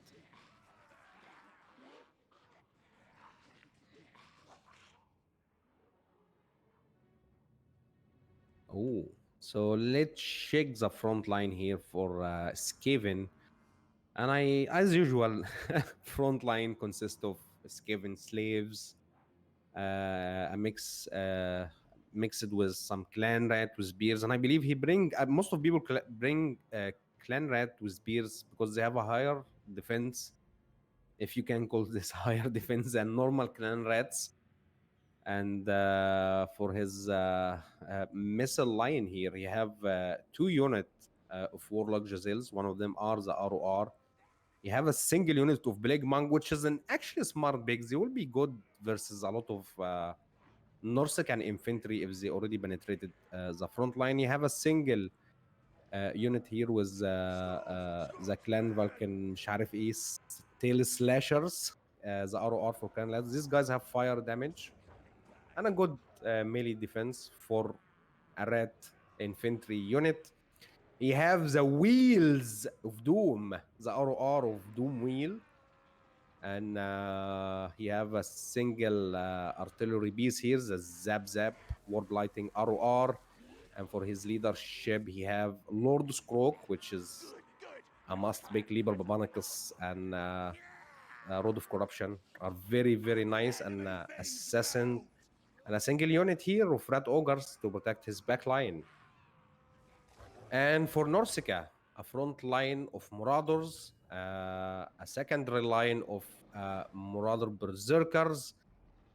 He have a couple of Skin Wolves here, and a Manticore, a Feral Manticore, and a Femir Beelfiend with fire, and he's taking so much damage already. Burning Head, a Fireball, and Wolfric in his big ass Mammoth. So let's see. Already he's taking so much, and he's focusing now the Femir Beelfiend. And if you guys don't know, the Ekid Sab has like an ability that restarts your ability or magic for like I believe like 10 or 15 seconds. So he's trying to negate any magic usage at the beginning of the game. But now he turns his attention now to Wolfric. Oh, Jazils are killing this caster here. Ugh, he's taking so much damage here. Ugh. Already Scrox summoning some Plague Monks just to target the front line here for the Norsican. And he's mirroring the Doom Wheels here with his Feral Manticore and his 2 Skin Wolf, just to make sure they don't like run amok among his front line. And I believe another summon here for Lord Scroak, some Clan Rats here again to mock this front line engagement. Oh, I forgot he have a Warp Grinder here. Okay. So to lock down any huge monster like Wolfric. Wolfric taking so much damage. Liber Babanicus have been casted on him like 50% damage on this guy right now. Oh my god. He didn't even join the battle yet. And I believe he's been snared with Warp Grinders here. Oh, this is nasty. The Femir Beelfiend was fire, he came back, and this guy, he is needed right now. He is needed right here, right now. But frontline engagement, of course, will be favoring Norsika, especially with Marauders. Marauders Berserker have been already engaged, and they will be cleaning so much rats right here. But without Wolfric and their caster, man, this is bad. Wolfric taking so much damage. It's so painful to watch, to be honest. So painful to watch. Already Dooms of Wield are running amok. It's jumping between units to units, and yeah, and again he turns his attention again for the Femir Beelfiend, and he already broke. And now till now, for that moment, there is no magic, and already they didn't use a single cast on that caster till now. And Wolfric will be going down soon, I believe. A couple zabs from that cannon, and he will be gone for sure. He will be gone for sure. Dooms of Wheel here are doing beautifully, to be honest. They are jumping from point to point, some supporting infantry engagement, terrifying Skin Wolves. They are doing very, very good from themselves here, to be honest. And Wolfric, I believe he will be going down right now, especially with so much focus fire. Oh, he is going down, man.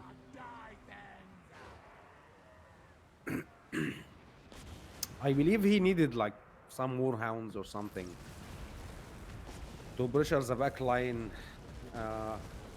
But yeah, it's balance of power are heavily going for the escaping right now, since like literally most of their heavy hitter have been gone down.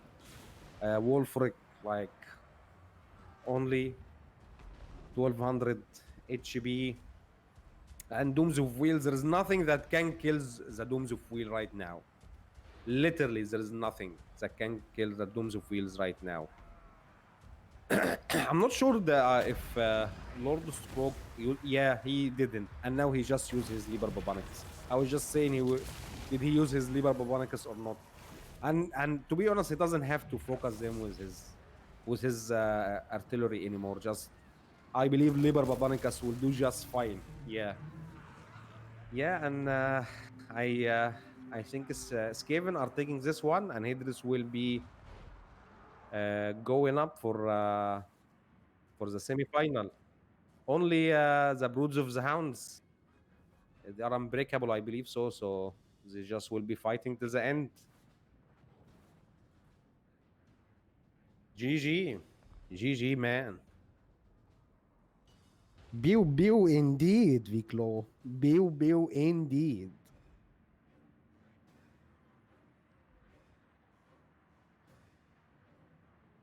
Yeah, he had a very tough time winning his best of ones before. Yeah.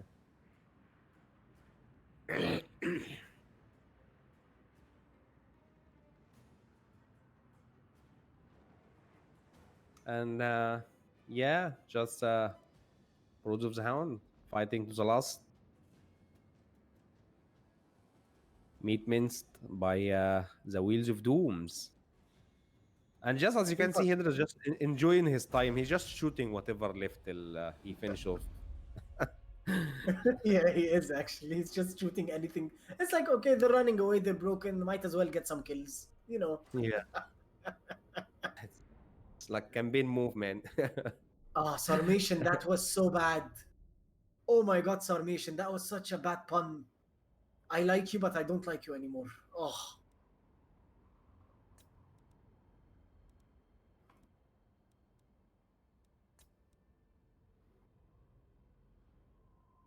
Well played to Hadris. Finally, he did it. He broke the best of one curse. He played like, I think, 3 other qualifiers and he lost always in the best of one. So yeah, well played to Hadris. Well played. Thank you, Exiled, for playing with us. Hopefully we will see you again in another qualifier. Sehs, are you there? Yes, I am. I'm just telling Hydrus to stay. Who is playing Hydrus again? Sorry. Hadris is facing Al3ab. Oh yeah, that's going to That's a be nice game. That's a good game. yeah, yeah. So Al3ab picks and bans first because he is top bracket. Okay.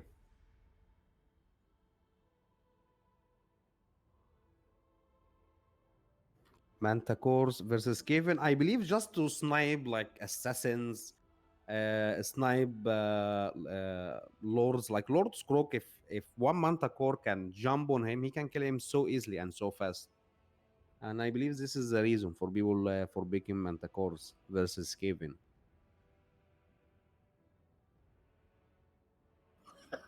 Yes, Sarmation, I love you. Yes, okay. But your pun was horrible, man. Oh my god, that was so bad.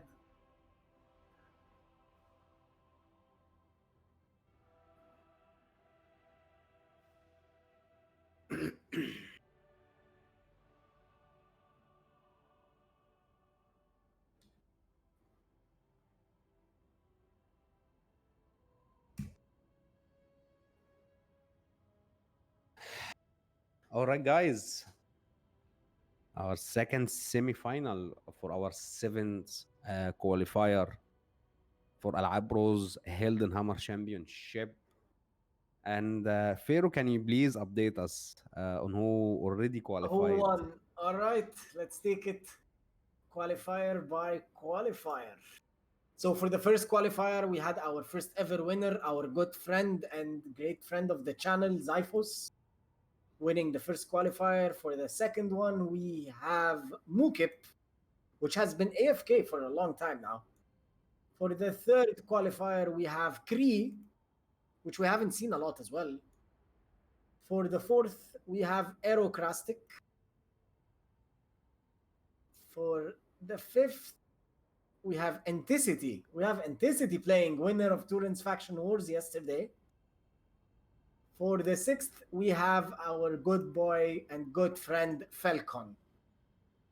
Oh, that grand final start to look sexy already. And the grand final, I'm having goosebumps right now thinking about that final. And believe me, first round, it will not be a best of one. We need best of threes in that.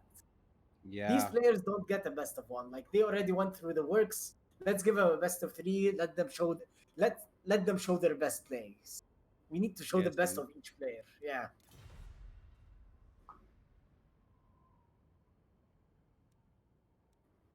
Okay, early Grail picks Empire and bans Dwarf.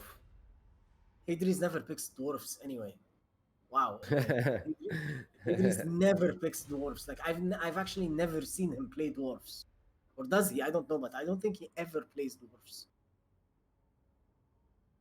Strange, since he plays the missile game very well Yeah, he does, but with the Skaven.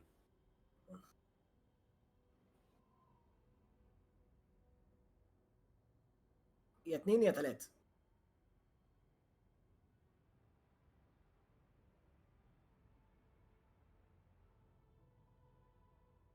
ندخله الراوند الجايه، بس الراوند الجايه هتبقى صعبه.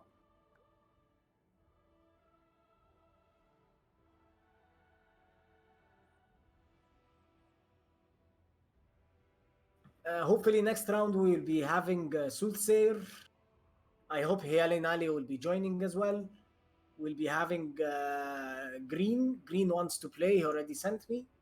And yeah, these guys are already very good players, you know. And yeah, Shetland, of course, if he wants to play, he's more than welcome. Please. And yes, please, Shetland. We need you, Shetland. Come on. We need you. It's your rules. Make them work.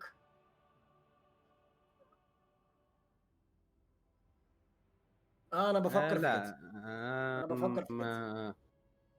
انا بفكر في كده عامه. لا انا شايف، لا خلينا ماشيين على نفس الرولز عشان ما حدش يقول لك لا طب ما انا ما كنتش ما عملتش ما خلي لا بالك لا انت لا لما توسع الموضوع اكتر الناس هتحبك. نتكلم بعدين. You should do it like tennis. Hadris is a secret dwarf main.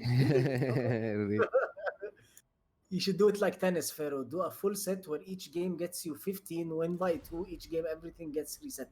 Oh man, no, I can't do that. Oh my goodness. Oh my goodness. لا لا لا. Oh my goodness. But to be honest, I enjoy this type of tennis matches. I enjoy watching tennis, really. There was that game, I don't remember, like 10 years ago, between Federer and I believe what's the Spaniard guy name? I don't remember his name. Like it lasted like 3 or 4 hours or something, but it was amazing, man. It was mind blowing.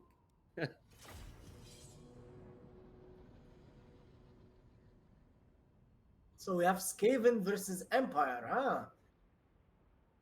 Volkmar incoming. It's Volkmar. Yes, yeah, Volkmar incoming. But he's a very big, juicy target for snipers and artillery pieces. He's got some resistances. He can take it. Yeah, he's a shimp. Yeah. Shetland, I think that's going to be like a best of 16. Best of 16, right? So 15, 15, 30, 30, and win. And 45 and win. Like Sooth versus Ondiage in Warhammer on. I miss Ondiage. I miss that bastard. He was a great player. I believe he used to play Rome 2 too. He was a very, very good Rome 2 player. Would Arabi be offensive? Yes, of course, Arabi is offensive. I'm an Arab and I get offended by anything you say. Yes, that's what. No, man, actually, I want Arabi to come. Like, I've read the book about them. They're pretty cool. They're like humans that like chaos. They're a lot like us, actually. They have genies and they have a lot of stuff going on. Yeah. A lot of Oriental shenanigan, man. And yeah, for our second qualifier, we are having a game in our hand here. We have Hadris Skaven versus Al3ab Empire. So let them set up first, and we'll see. Yes, I'll leave you the mic and you do your thing. All right.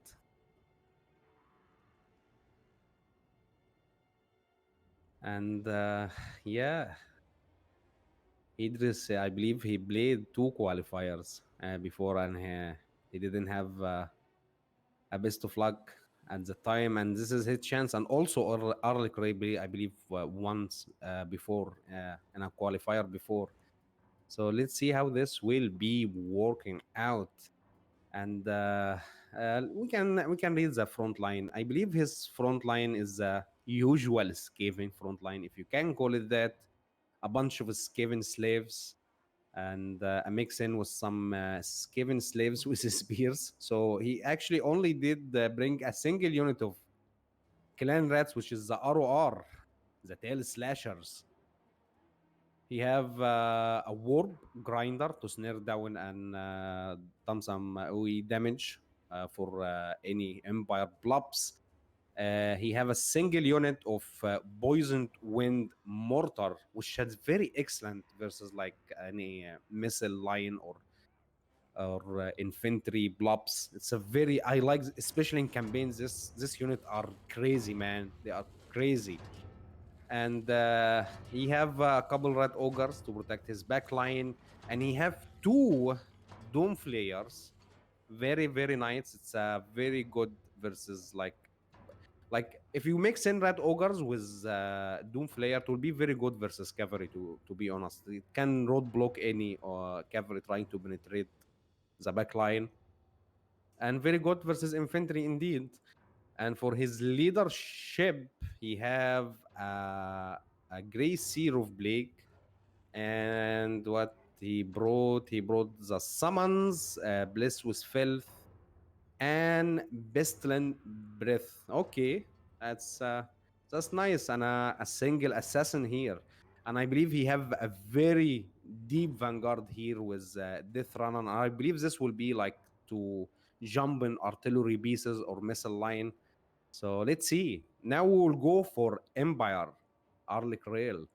He has state troops, a front line of mix of spearmen and swordsmen. One of them are the ROR. He have a couple flagellant. He have 4 units of Empire Knights. He have an Amber Wizard in his mighty beast with a Manticore summon. He have General of the Empire. Oh my god, we didn't see this guy since they take out the heal from him. Okay, so he's going like for a cheap terror combo here, and he have a Jade Wizard of Life with Earth Blood and some Empire cavalry to protect his back line and uh, try to outflank the Skaven.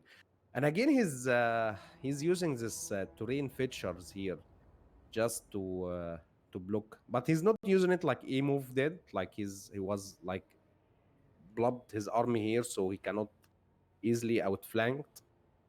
But yeah, let's see. We have oh, I believe I missed this Warblock Josel's ROR, and as usual, as any Skaven player, a very nice. He will be starting the game with a very nice summon here, just to target this flank here from the Empire, and he's lining up his missile unit, and I believe he will be in range soon. Oh, very nice cast here, but he didn't time it right. He didn't time it right. And Empire troops are moving in, and already Warblock Giselles are shooting the Flagellant, which is actually smart till have anything valuable in the front line. But already Doom Flyers are moving in here. I believe they are trying to avoid to engage with infantry near any cavalry unit.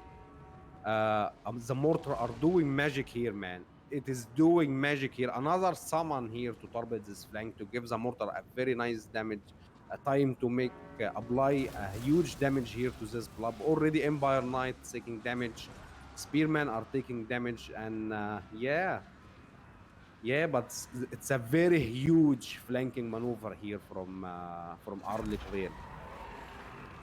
A Manticore Summer, and I believe he will be jumping into the mortars. To be honest, the best bet now. He already the Grey Seer and the Assassin have like warp grinders and ogres and doom flayers. So to be honest, it's better for him. But he's already dived in with his lord and his Amber Wizard here. He's going to snipe the Grey Save League, and he is sending his Empire Knight to support this engagement. Already, Warp Grinder are applying their AoE damage here, and he managed to escape, man. He managed to escape. Very, very nice play here from Hadris. Already Manticore Summon are jumping into the Poison Wind Mortar. For the other flank, Skaven won it fairly easy here. They destroy most of the infantry, and their this runner already, I believe, already helped in this engagement. He's pushing in for the server bullets, trying to eliminate this unit. It will be very dangerous for his Grey Seer right now, but there is a huge blob fight right now, a huge blob fight, and I'm not sure this will be favoring the Empire here, to be honest. He need to pull back and find a better engagement, but he already managed to rout the Poison Wind Mortars, which is a good pick for him. He have already here a single unit of Empire Knights that can jump here and finish them off, and yeah, still a tough one. A very nice Pistol Embrace here, but again, the timing was off. But I believe this the silver bullets will be lining up for this Grey Seer. To be honest, he needs to do this. Already his Amber Wizard have been broken. As I mentioned, it wasn't like the best of the engagement here. And yeah, but I believe he have a second chance now to jump him in, to be honest.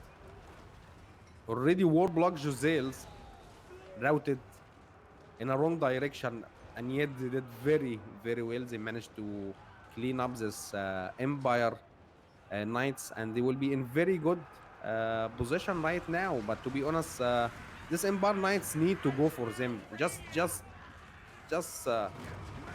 avoid this engagement. Just go for them. Just send your lord to target them. But already the Death Runner jumped on the silver bullets here, and they will be shut down for the moment right now. But as you can see, already Skaven are cleaning up the back line right here. There's a couple State Troop who wins the engagement there, but there is a Doom Flayer are following up, and I will believe they will be mincing a lot of State Troop here. And yeah, the balance of power relatively still even right now. I believe the Jed Wizard routed off. Yeah, that's bad, man. That's very bad for him. His Jed Wizard taking so much damage. Already Empire Knight have been blocked here by these Doom Flayers, and is not looking good for the Empire. He lost a lot of cavalry, he lost a lot of infantry. But if he can snipe down this Grey Seer, I believe he have a very good chance. He just need to do it right now. He just need to do it right now. He need to jump in this Grey Seer right now. But as you can see, already this runner are following up. Red Ogres are following up, and Doom Flare again blocking the General of Empire from retreating. And yeah, Empire are taking so much damage here, and still so much reds to be killed. And I believe Empire lost most of their hitting power. They're already General of the Empire like 40% hits here. Server bullets try to line up to shoot this Grey Seer. They are doing very good magic. And I believe Arlikral is going to jump him again. Oh, yes, this could be it. Let's see. This runner are running for this silver bullet, try to finish them off. They're already near the white lines. They can rout him fairly easily. And yeah, but the assassin here are protecting his Grey Seer Lord very valiantly. But I believe They will be routing here. Oh yes, he killed him. He killed him. Now he has to depend in terror. His empire general will be the recipe for winning here for him. He just need to terror out whatever he can from the scavenging right now. Just terror out and try to clean up with whatever left from your cav. Just don't engage your cavalry right now with any of this doom flare. Just try to clean up whatever infantry left here, rat ogres. Just pursue them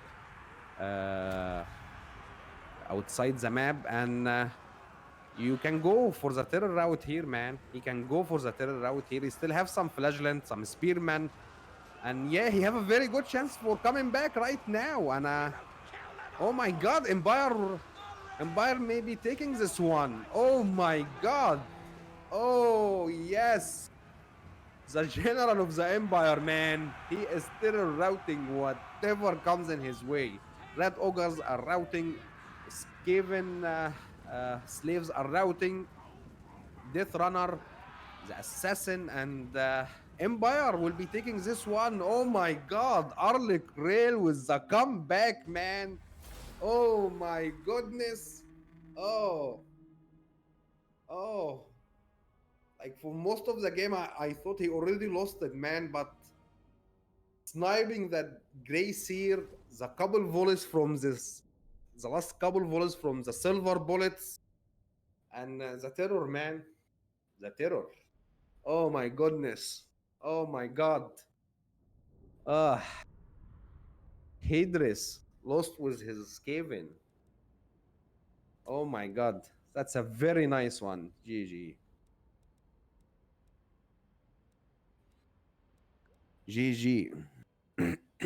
Who needs friends, man? Yeah.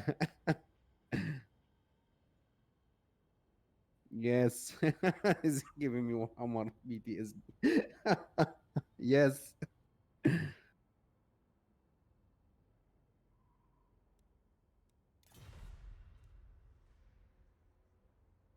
Oh my goodness. Okay.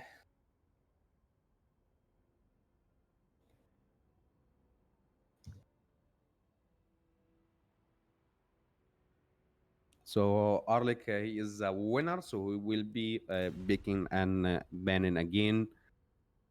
And yeah. Oh, the Russian Prince. How you doing, man? What did We I missed just you. see? That was Oh Warhammer my. 1 being played right now with that cycle charging. Oh my god, that Griffin did a lot of work. Yes, yes, he did indeed. He He really carried the game did. at the end. Wow. Mm, That's that one hell of a game, to be honest. One hell of a game.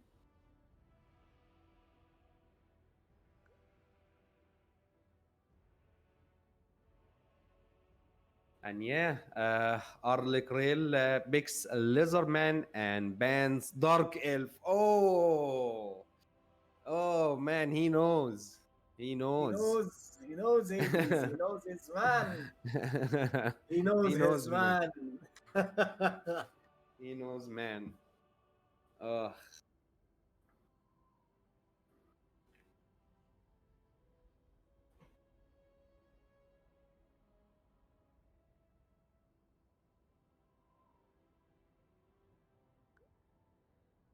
you are welcome, man. Long time no see. I really used to enjoy your Rome 2 content very, very much. Who, Prussian? Yes. Mm. I بس think أي he's one أيام of the الإعدادية. oldest people that actually played the total, not old as in age, but like old as in experience. Yes, he Yes. played Shogun. He played Napoleon, Total War. He's an old Total War veteran, man. So Hydris will be going coast.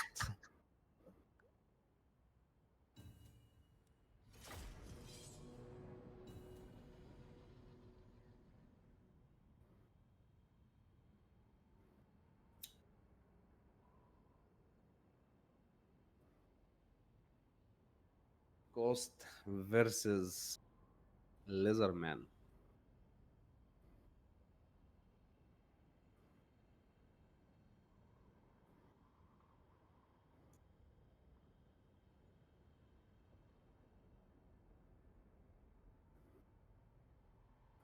Yeah, Viklo. I was like, he's old. It's like, no, not old. Yeah. Experienced. That's the word.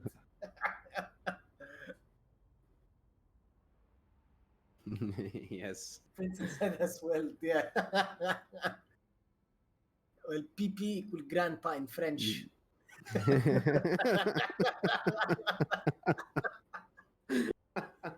And in Arabic, PP is, yeah, I'm not saying that. Yeah. Yeah. Khara.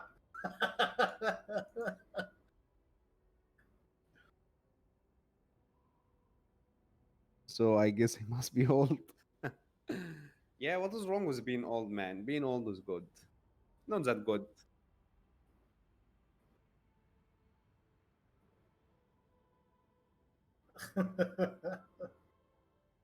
حبيبي يا صالح حبيبي. Oh. Already both of them are rated up, and we are going for the Nice, nice. second game. I'm giving them a clap. I love people who ready up fast. They just Yes. make it easier for us to stream, you know? It makes things go Yes. smooth. Oh my god. Remember that time? Oh my god. Remember that time with the guy that used to make a game in 20 minutes? I don't remember who Yes. he was, but oh my god.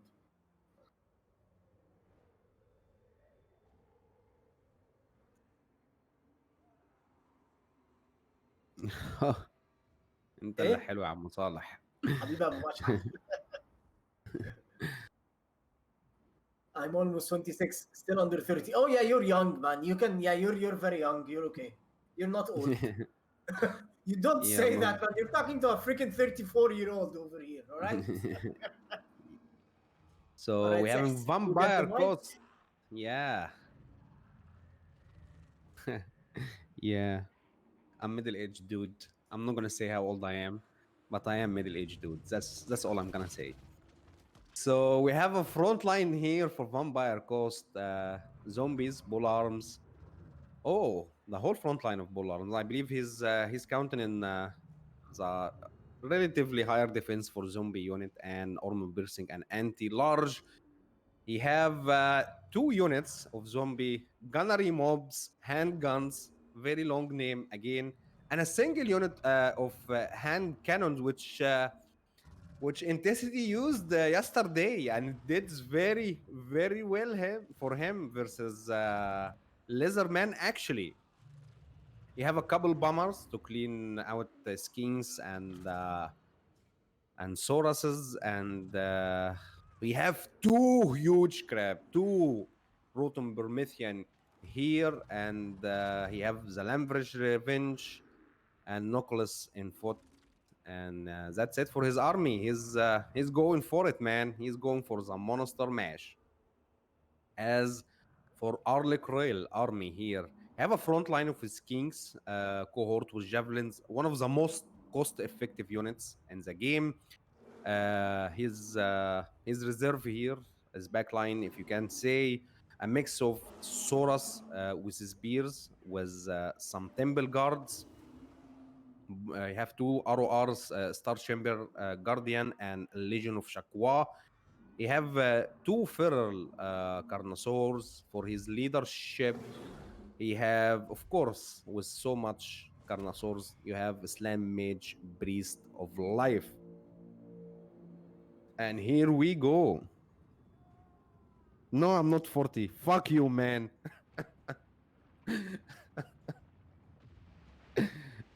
I'm 36 actually.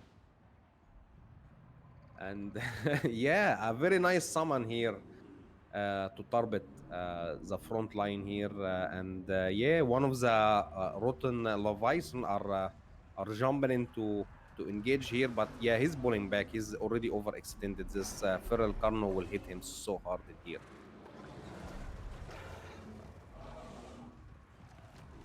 Already he's moving up his front line. Very nice awakening of the wood here. A little bit damage in zombie will always be a good thing. And his missile line already focusing into this feral Carno here, and he's took so much damage and already rampaging, engaging with the big crab here. Oh my god. That's a nice big, very weird placement for a banishment here, which goes totally in the wrong way.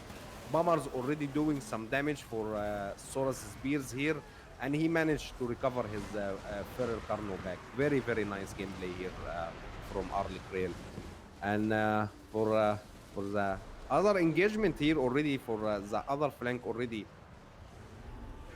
zombies are holding the front line, the gun line already shooting into the Feral Carno here.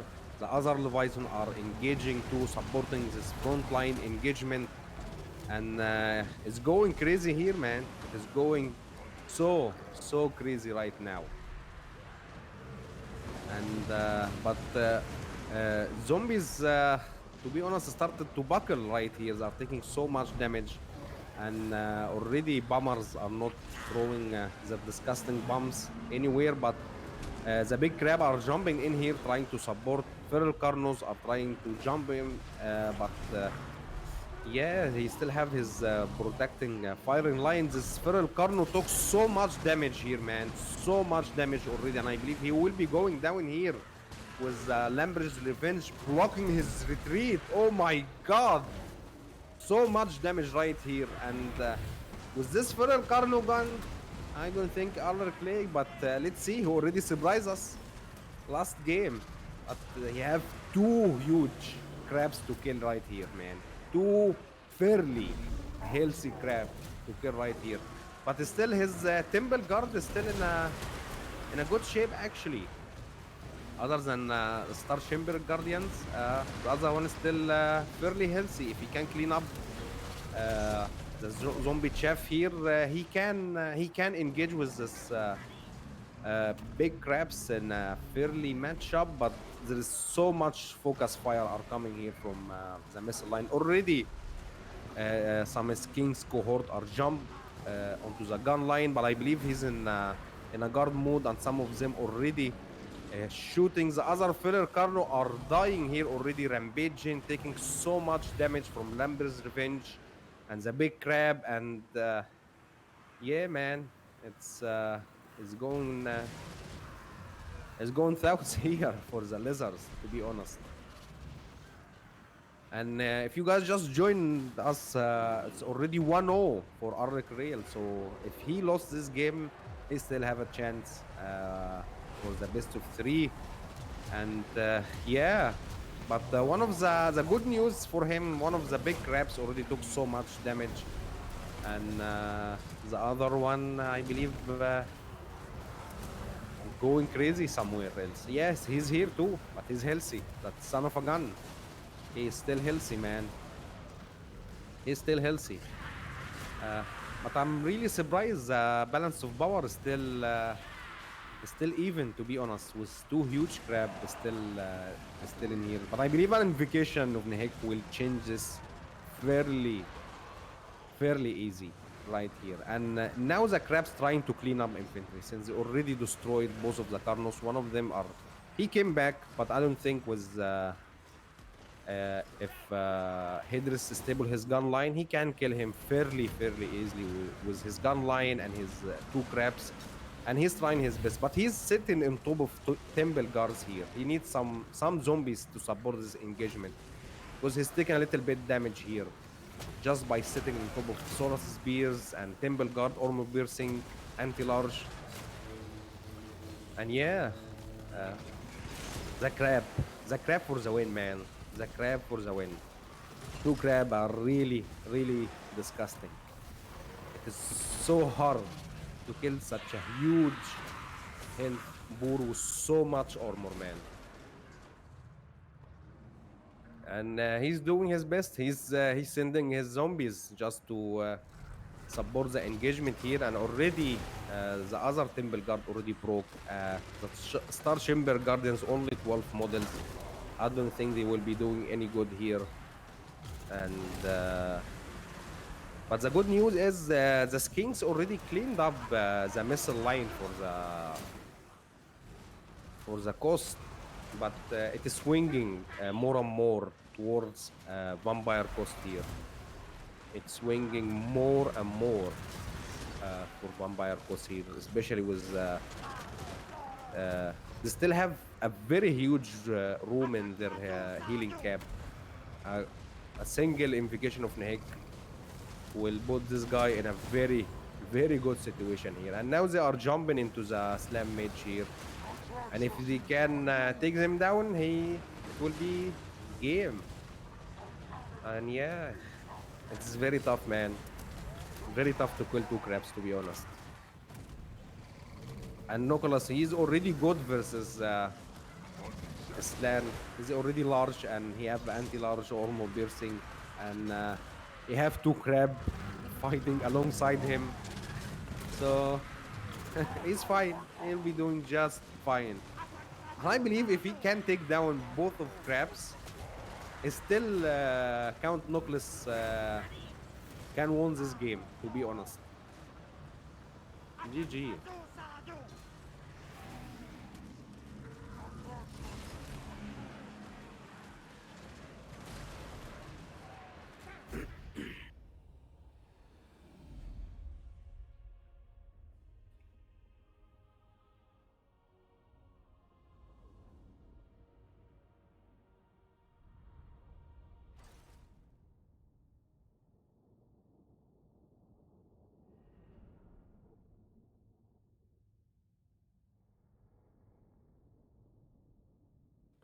All right, we have a third game here. Idris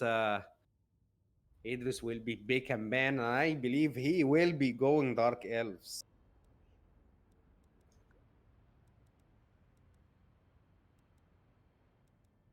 Uh,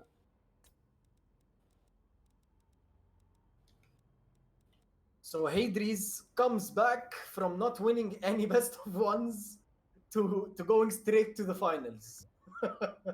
yes, Yes. yeah. Oh my God.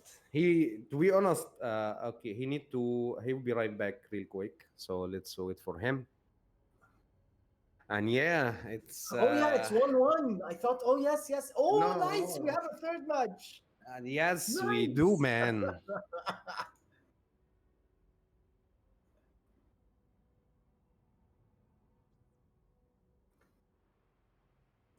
Yeah, the crabs. The crabs won the game. It's really hard to deal with two crabs while actually losing your Carnosaurs.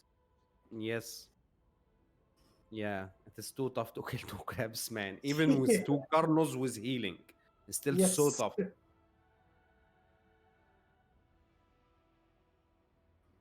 And Hadris, he managed to rampage them very early at the game, both of them, Yeah. which went to very bad engagement for Arlek Rail. But GG, it's good for us, good for people who's watching a third game It's for such great a for high us. level player. Yeah. Yeah, I'm fine with that. Please. Pharaoh just can't wait to see me play. Yes, because I haven't taken too much of your playing since Warhammer 1 that I need more. Yes, of course. Hey, PP. Yeah. Prussian Prince, from now on, you're PP. Grandpa. You're a 26-year-old grandpa. Yeah.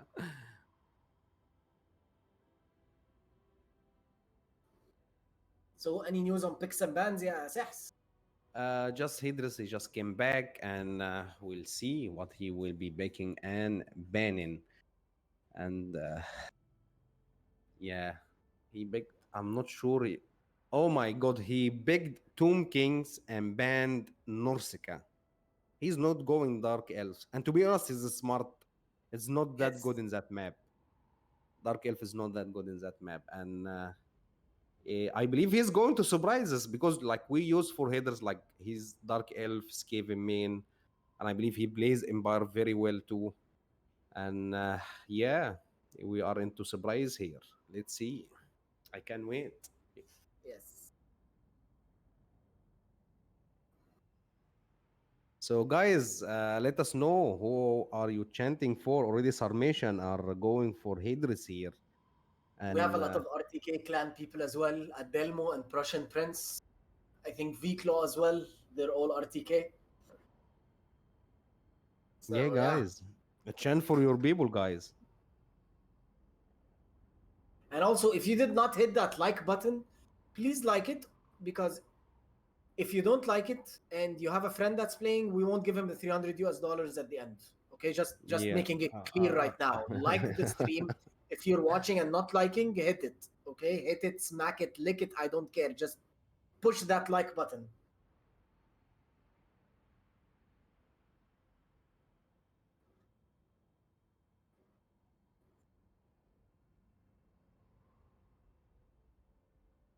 Hey, arrows here.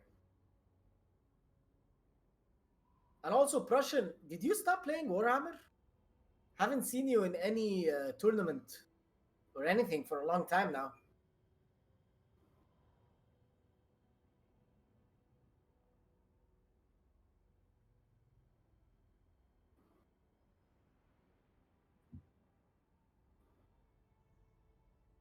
Oh, I need to make me a cup of tea. I'll do it at the start of the game. But if I click it Yeah. twice, my light disappears. Okay, then don't click it twice. See, it's very just once click will it do once. just fine. Yeah, once is good. Once hitting the like button once is okay. It's fine with us. See, it's simple. Like, I just fixed it for you in 1 second.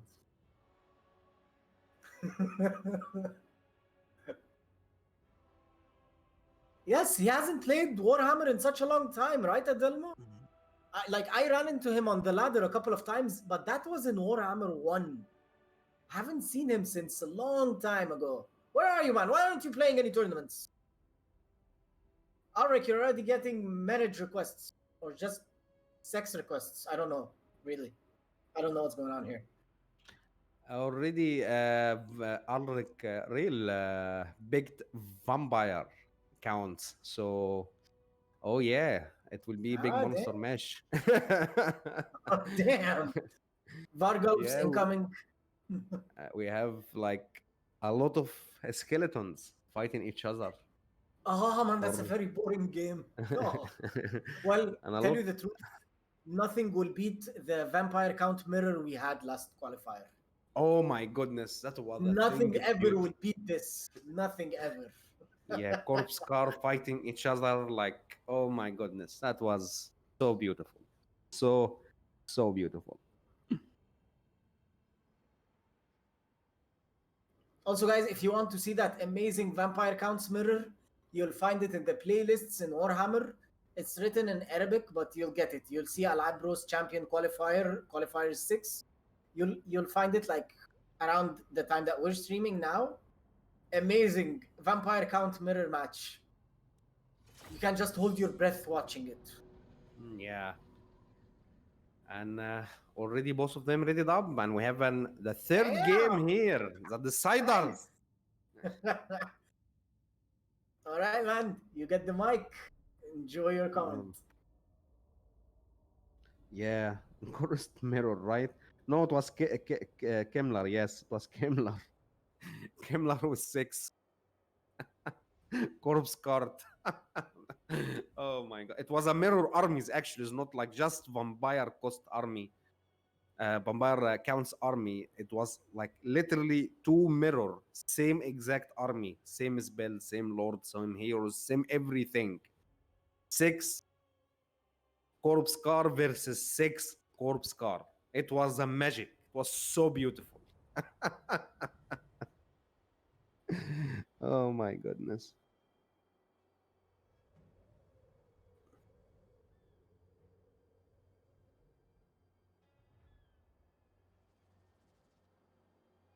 All right. Our third game here for our second semi-final for our seventh qualifier. We have Hydris Tomb Kings versus Arlic Rail Vampire Counts. And let's see what both of them brought to the battlefield today. We'll give it a little bit time for them to line up so can read their army fairly easy. We'll start up here with the Tomb Kings, Hydris Tomb Kings. And I believe his front line consists of a mix of tomb guards and a skeleton spearman. He have the ROR, the Kibra guard, and I believe the guy who wrote the Warhammer Fantasy or wrote this name for this unit, Kibra guard. You know, in Arabic, Khibra, it means experience, and I believe this is what he meant because he's like it's on like Egyptian pharaohs stuff like that. Yeah. So yeah, the experience guard right here. You have a couple, I believe, a couple. You have an Hikara warriors. Never seen these dudes in tournaments play ever. For his monster picks here, he has the Sphinx of Osif, the ROR Necro Sphinx. He have two units of Ushapti Great Bow. For his leadership, he have Citra in his big puppy. He have a Necrotic, and I believe he'll be going to rush this hill, which is very smart move by him. For vampire counts, a huge front line of zombies, and I believe there is a couple graveguard mixed in here. He have a couple cryptors, a blood knight. He have a terror goose and blood dragon vampire lord, which is the usual big here. Helm of Discord are very good ability for this type of monster mash engagement. But Hydrus is playing something different here today. Actually, it's very smart. He already picked this location. He already have his flank secured. He can use his Ushapti Great Bow with ease to try to snipe down any large threats as the Goose or the Blood Dragon Vampire Lord. And he have two big monster and a very good infantry to hold the front line. So let's see how he will be doing this. He is focusing now onto the Terror Ghost, and Al3ab, he is juking, man. He is trying his best to juke, and he is doing very well. And he juked a lot of huge missiles here from his Shapti Great Bow, but he's lining up his infantry now. He's lining up his infantry for the big crush.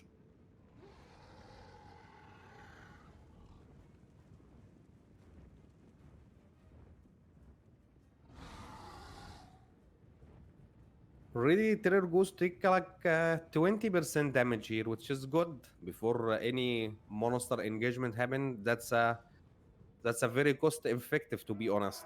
And Blood Knight are lining up here, and I believe they will be going to charge the front line here, and they will do huge damage versus Tomb Guard here. Already, oh yes, but he will be jumped down here. Ugh. I believe he will be. Yeah, I lost a couple models, but to be honest, it's not like that bad of street. But oh, he's turning around, man. There is no zombie to support you here. Oh, yeah. This Blood Knights will be taking so much damage here. There is no support here from zombies, or already Graveguard are joining in, but I believe he easily can pull back. Already Necrotic are healing this Necro Sphinx. And yeah, I believe Hydrus took was in a better advantage here in this engagement. He took the best of it. And now the frontline engagement are here. Yeah, let's see. This is where vampire counts shine now. They have a lot of zombies to support. A Helm of Discord are in. There's couple cryptors engaging the front line. A very nice zombie summon try to block or block this Shapti Great Bow from shooting, already doing so much damage. 50% in this Tarragheist Hills right now. And Citra and his body here are going crazy into the front line. Again, he's jumping into the Necro Sphinx. Idris was a very nice play. He balled back, and I believe he will be charging back in. And yeah, Shapti Great Bow play are very nice here. This Terror Ghost took so much damage. Oh my goodness, he might be going down now if there is no invocation of Nehek. He will be going down now. Okay, let's see. A frontline engagement, like it will take forever for both of them to finish this frontline engagement. But for now, uh, Tomb Kings are taking the best of it. They have both of their huge monsters are going crazy, supporting, taking down this cryptors, supporting their front line to be to hold as long as possible. Blood Knights try to juke into the back line to go into the Ushapti Great Bow, which to be honest, it's the best thing for him to do right now. Ushapti Great Bow are really doing great for him right now, and he's doing his best. But there's so much spears in the back line. Citra and his body here are jumping into this blood knights. They will be taking so much damage. Tomb Guard with halberd, armor piercing, anti-large also will be jumping in. And by the way, I believe the Ushapti Great Bow still shooting. They are in guard mode and they are doing so much damage to Blood Dragon Vampire Lord here. A summon tried to target the Ushapti Great Bow, but it is nothing Citra can clean. A very nice brace attack here on the Kebra guard, putting so much damage, and Cryptors are penetrating the front line, going into the Ushapti Great Bow right now. But Blood Knight took so much damage into that adventure. Really took so much damage. Only 14 model left. And yeah, Ushapti Great Bow actually still in a good shape. They used like 80% of their ammunition. They forced the terror guys. I don't think did he forgot about it or what, or just leaving him to be healing or what. He need to pull this guys right here, right now. His lord already taking the damage for him. He already, I believe, he healed the Blood Knight. And to be honest, so it would have been better if it went into the Terror Goose here. Yeah, because already they reached their healing camp. They only recovered one model here, and already Tomb Kings didn't use their Ushapti summon yet till now, and they're in a very good position right now. Ushapti Great Bow are lining up again to shoot down this Vampire Lord, and Citra and the Necrosphinx are already cleaned all the cryptors, and they are supporting their infantry line to clear whatever left from zombies and grave guards, and leaving the killing for this single entities to the Ushapti Great Bow. A very nice play here from Hydris. He's leaving his Sphinx. He doesn't need him for the main frontline engagement here. He's just waiting for the Blood Knight, just guarding his Ushapti Great Bow. Pull back one of his Tomb Guard with halberd just to guard his Ushapti Great Bow, and yeah, he's really doing great right here. He's really doing great right here. A Helm of Discord, the Terror Ghosts are jumping. They are both of them are jumping into the Necrosphinx. This is his chance now to come back to the game. But Citra, he is running, man. He is running. He's trying to support his body here, but he is taking so much damage.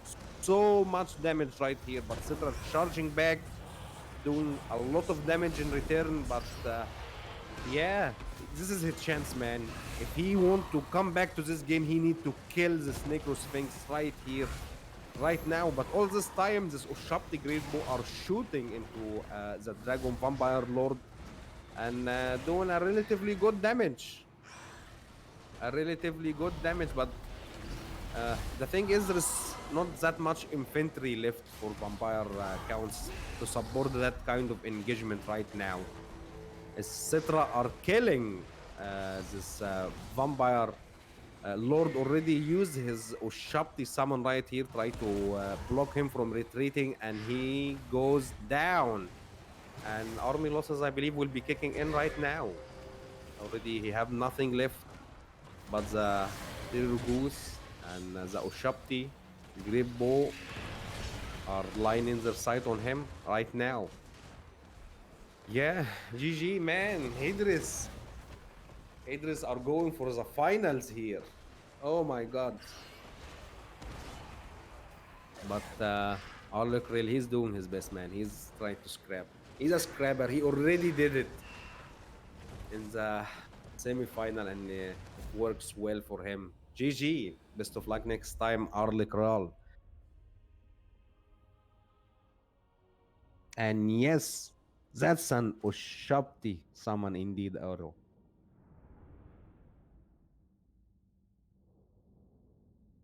Yeah, to be honest, Hedris, he managed to protect his Ushabti Great Bow the whole time. He used the full ammunition for both of them. He picked his target very, very carefully. His micro for his big monster was amazing. Really, really amazing. He picked his fight excellent. Very, very well played for both of them. And yeah, we're And the having a final positioning here. from Hadri's army, getting Al-Rikral to get to, he got the high ground on Al-Rikral, which is just Yes. made the Yeah. infantry fight just go his way in every way. So I think, yeah. So Viklo versus Hedris. Who's in So the the top bracket? finals. Top bracket is our boy Viklo. Make and ban. I'll be right back. Give me a couple minutes. Okay, cool, cool, cool. Cool all day. Take a deep bath. Breath, whatever. So RTK still have someone to represent them. V-Claw and Hadris.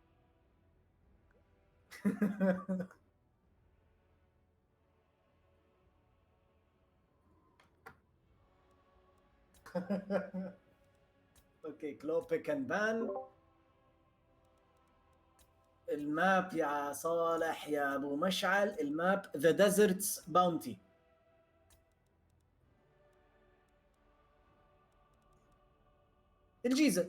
الجيزة كايرو. We're playing in Cairo.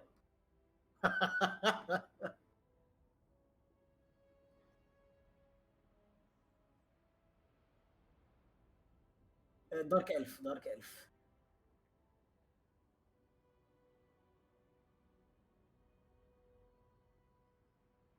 فوق يا صالح، فوق. انت اخترتها خلاص ولا لسه؟ هذا اخترتها. طيب عشان لقيتك بلدنا.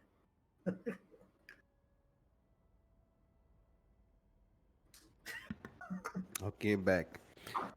Oh, Agani Achilles. Hello, man. How are you doing?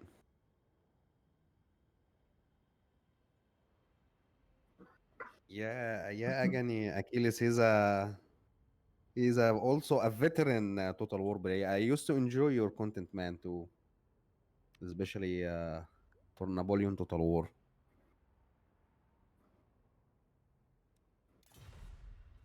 Okay, Hydris will pick Britonia, and let's see what's. Okay, so Viklo picks Empire and bans Dark Elf, and Hydris will be going Britonia. That's humans are fighting among each other, man. Really hard to see, but awesome to watch for such a very good player to be playing with such a good faction. Fero Habibi, who are you Who are you rooting for? rooting for? I know you have a favorite here. It's actually pretty hard for me to root for a person because I've been playing with V-Claw since Warhammer 1 and I've always liked Hadris for some reason. Haven't ever talked to the guy, but I've always liked him. He can take my comedy and turn it into more comedy. Like he doesn't like he I don't know how to say it, but he doesn't get the word no offense meant. Yeah, he doesn't take it offensively.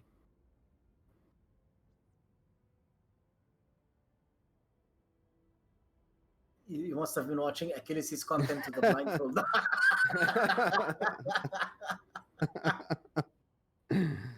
Oh, Falcon. How you doing, man? I didn't have a favorite in a previous one, but now I do. Oh.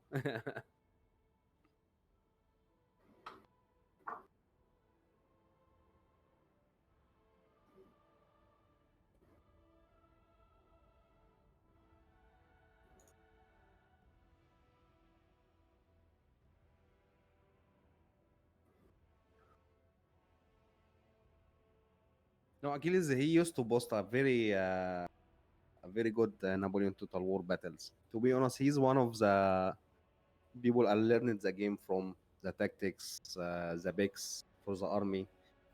And by the way, I still play Napoleon Total War. Like not that much as before, but I still play the game. I enjoy Napoleon Total War very, very much.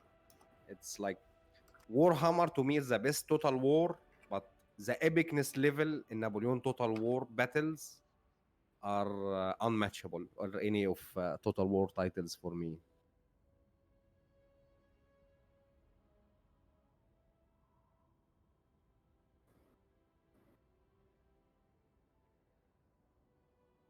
So we have Empire versus what?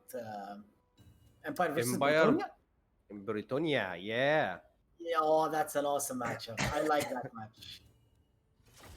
It's one of the rare matches that actually swordsmen have a good place. Yeah, they're one of the matchup they are actually will win a frontline Yes, engagement. unless he goes heavy on what are Battle they called? Belgrins. Yeah, battle pilgrims.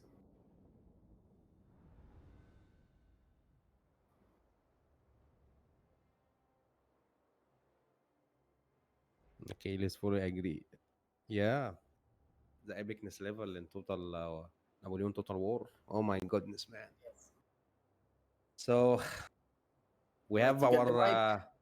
yeah, we have our final best of three today for the seventh ticket for the grand finals, and we have Hydris Britannia versus Viclo Empire. So let's check the armies here. For Britannia, we'll go for Britannia first.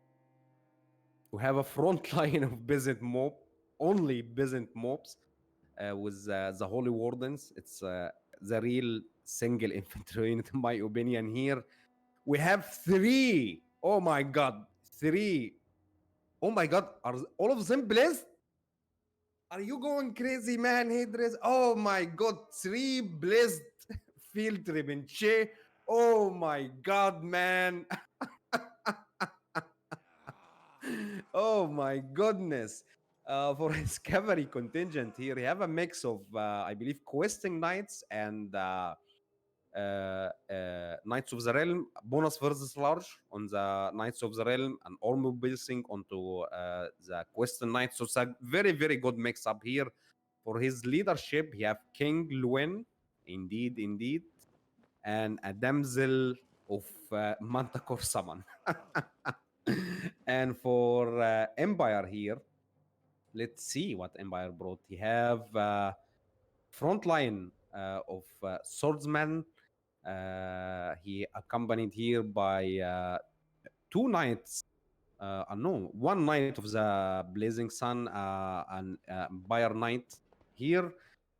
Two great cannon. One of them are the Hammer of the Witches, a single unit of his spear to protect his cannon, and he have two demis here. One of them, the ROR, the Royal Arthur of Graphites, alongside the Emperor Karl Franz in horse here, which is a smart move. With Reichland Rune Fang, he have a light wizard, and I believe it will be the net and Fa of protection. Oh yeah, this is going to be crazy, man. Three blessed Trebuchet. Oh my goodness.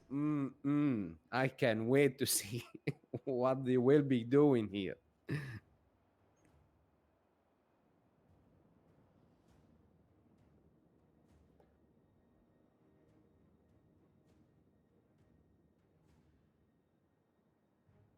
All right, let's see. And I believe they will be start to shoot some swordsmen here. They'll Trebuchet actually are very good versus cavalry if they can hit a cavalry unit. If they can hit a cavalry unit, they will do a very, very good amount of damage. But if they can. And here is the first volley. Oh my god. Oh, yes. This swordsman unit already lost 50% health from the first volley here. Oh my god. and I believe the Great Cannon will be lining up to shoot this trebuchet. But here comes the counter. Yes, we will have an artillery duel. Great Cannon versus 3 Bliss trebuchet. But let's see. Let's see. And yeah, still have all of their 3 models. And already Hammer of the Witches taking so much damage actually. Ooh, one of the pieces already destroyed for the Hammer of the Witches. Oh my goodness. Bliss Trebuchet are really good here, man.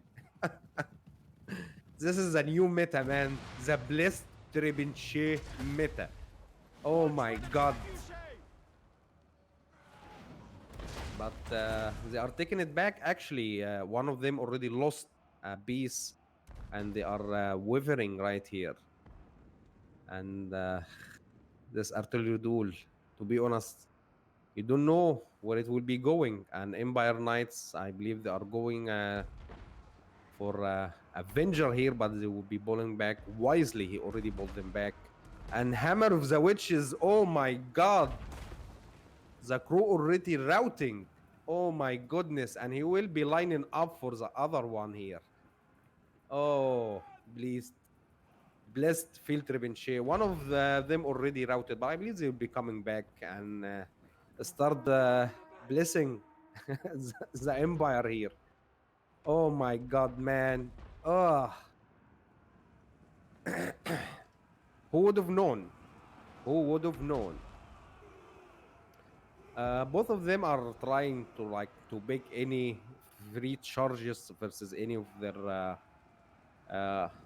other opponent in infantry, but till now they are just lining up and letting the Trebuchet blessing. They already blessed this artillery piece heavily. Hammer of the Witches are coming back, and I believe they will be taking it next now. Oh my god. All the Holy Warden are overextended here. They are away from their peasants, they are away from their from the support here, but there is a cavalry support here from the Questing Knight, King Lewin with Sword of Coron, a Manticore summon, but very nice, or already bowled back. And he beat it out a Manticore summon here. Very, very nice play here from Viclo, actually. Very, very nice play from him. And I believe he won the best here, if you could say. And I believe he netted something. Did he net something? Yeah. So yeah, Blitzfield Trebuchet still blessing. Already blessed this Hammer of Witches heavily, and excuse me, and they are blessing the other cannon crew here.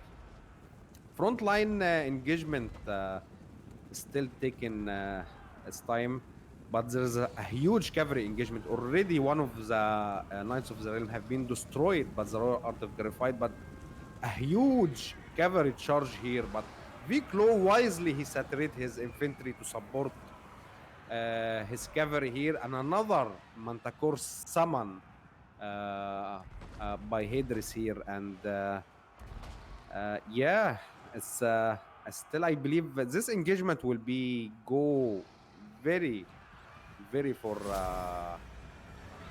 the Empire here. I believe there is a far of protection try to support this engagement here, but Trebuchet are already line in their side on the Graphites here, but there is, I believe there will be so much friendly fire here. Oh, there is a friendly fire here, man. Some of this Questing Knight took it so bad right here. Oh, Zeus engagement are very heavily going for the Empire here, but Trebuchet already starting to make some damage here against the Royal Art of Graphite. Manticore summon and Questing Knight here try to take down this Knights of the Blazing Sun, and the other flank for Empire already are routing. All thanks to the Holy Wardens and King Lewin. And yeah, Trebuchet are really blessing this Royal Art of Graphites heavily right now. and they are joining by the Empire. And I believe he's going for it, man. He's going for it. He need to go for it, to be honest. It's doing so much damage for him right here. And to be honest, Hydris, he need to protect his artillery right now. Should have at least left a couple peasant right here, but let's see if this volley. Oh, he turned around. Oh man, you should have gone for it, man. You wasted a lot of time. That volley wrecked them very, very badly here. Oh my god. Ah. But King Lewin and Question Knight and some another Question Knight are coming here. Peasants are joining the fight, and I believe this Royal Art of Glory fight. Oh, taking a lot of boulders here. Oh, Blessed Rebinche, man, they are doing magic. They are actually winning the game for Hedris here. And I believe this one will be going on for Hedris, since he lost most of his infantry, most of his cavalry already. His Royal Art of Glory fight already got destroyed. And yeah, and I believe Lewin can jump on Karl Franz right now. We still have a couple Question Knights supporting him. And I believe he's in very good position now. And already Trebinche will be lining up to shoot some of the healthy spearmen, or the only healthy spearman here. So that's so beautiful, man. Please, Trebinche are magnificent, really. Really, really magnificent. King Lewin is cleaning up, trying to make sure this Art of Glorified leaves the battlefield. So his cavalry will be ruling, man. A single unit of the Megriff Knights will have are coming back. They have 12 model, and they are going for it, man. They have to go for the Trebinche, to be honest. Oh my god! And now they are shooting. Knights of the Blazing Suns are coming back from routing, and I can't believe I'm saying this. They are last samuraiing them. To be honest, I can't believe I'm saying this. Already Question Knight here engaged with Karl Franz and the Light Wizard. He's taking so much damage right here. The Megriff Knight with Halberd trying to support, but King Lewin are coming in, man, and Sword of Kron, and yeah. The Blizzard Field Trebinche, man, are winning the game for the Empire here. And that will be the last duel for the game. Will the Emperor pull this back? Let's see. Already didn't took that much damage, but I believe with the support of Question Knight surrounding him, with King Lewin, yes, he's taking so much damage right here. He's taking so much damage. Oh man, that is crazy. That is really, really crazy, man. Unexpected build. Very, very unorthodox here. King Lewin, I believe is trying. He went up and he is going down again, trying to benefit from his charge bonus and heavy hitting weapon strength. And the Emperor will be going down now. And GG. Very, very nice game. Oh my god. That was beautiful, man. Oh, he is so confident. Yes, indeed.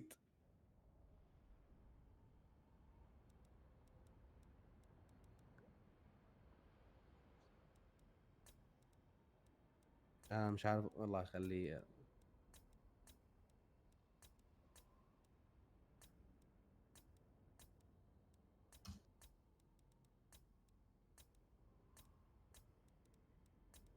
That was fun. That was magnificent. Yes, that was fun. That was fun to watch. Next map, Bleak Coast Isle Inland. Bleak Kershaw.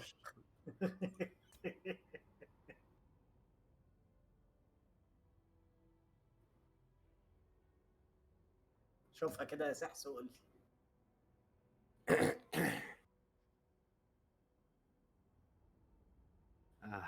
That was so beautiful. فوق لا تحت حق صالح.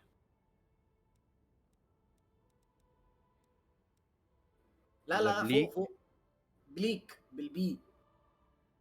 ذا بليك ولا بليك؟ بليك اهي، اه انلاند فوق او فوق اوكي. هي Yes, دي. this one.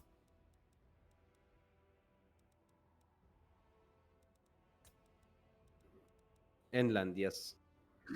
ايوه. ايوه ايوه هي دي.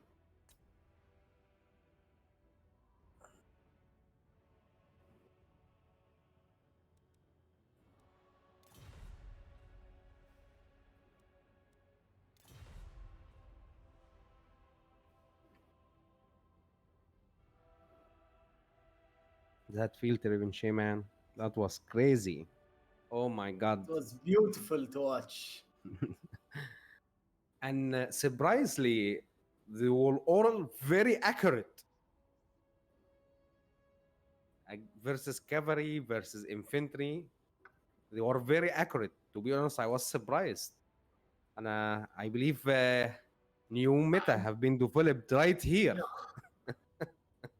I can never understand how a trebuchet can beat a cannon in an artillery fight. It's mechanically impossible. It's physically, I don't know. It's just not Yeah. possible. Oh man. And it's not just killing crews, they are destroying artillery pieces. Destroy, yes, they destroyed a couple of pieces. How the hell did they do that? All right, Hydrus makes Skaven and bans vampire counts. Okay.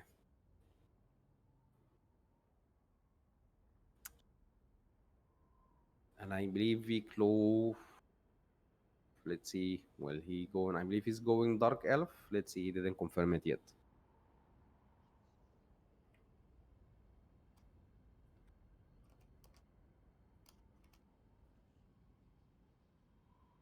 Oh, so sir, they are blessed indeed. Indeed, The they are blessing of blessed. the lady.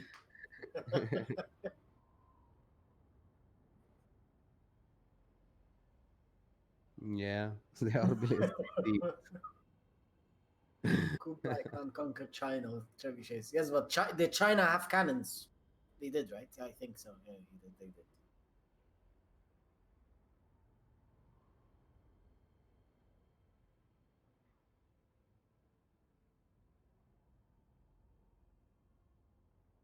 But it's a great cannon, Sarmation. This should not happen. It's called the Great Cannon. It's great. It's great. A rotting cow over 300 meters. And you can like Empire putting so much knowledge and research to bring this magnificent cannon To to the get beat battle. up by a peasant throwing trebuchet. Yes. Seriously. Okay, Viklo's going green skins. I expected. That was expected.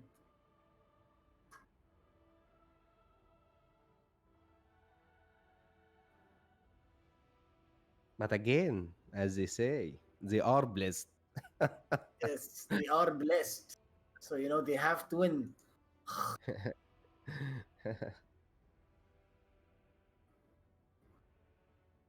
Fun fact, Ryan can throw bread peasant. Yeah, yeah. Yeah, he hated Bretonians. In the lore, he hated Bretonians so much.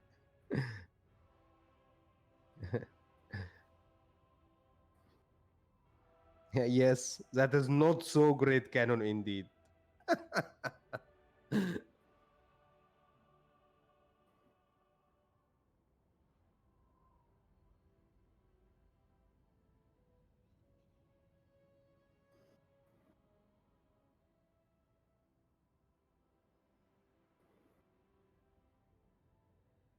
All right, we this is our second game. If Idris wins it, he will win the seventh ticket for grand finals, and if he didn't, we'll be going for game 3. It's 1-0 for Idris right now. Kevin versus Greenskins, and I believe Viklo, he's a main Greenskin player, so he's going for it. He is going for it.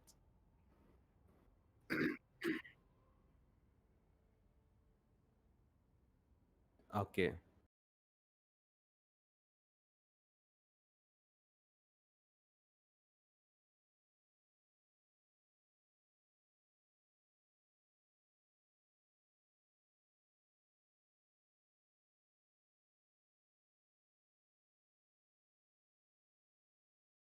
Empire decent cannon.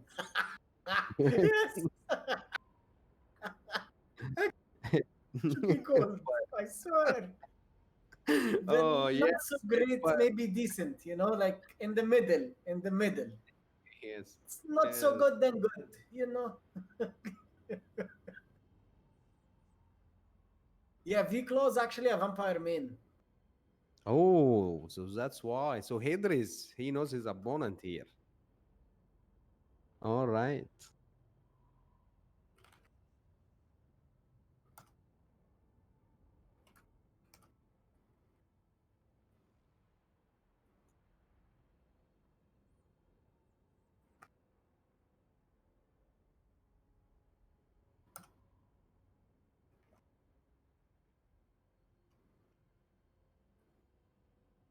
Okay, Viking has a question considering the rules. Let me check.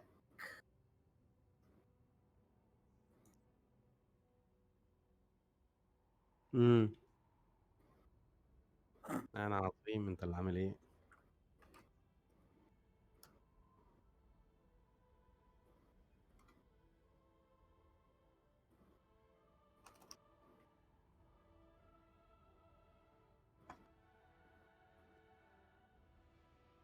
نو. انا سمعت الاخبار. اه.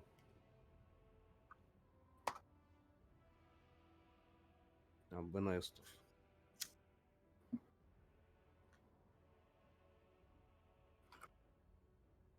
ده اكيد. ده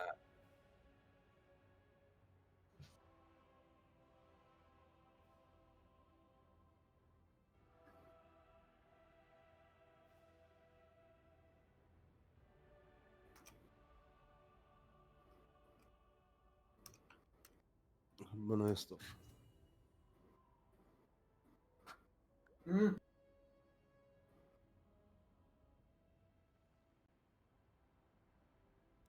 انترنستنج. اه. انت ايه؟ انترنستنج. Interesting.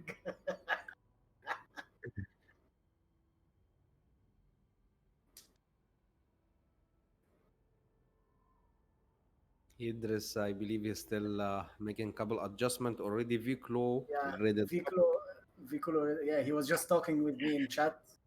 He was just making sure about something in the rules. And yeah.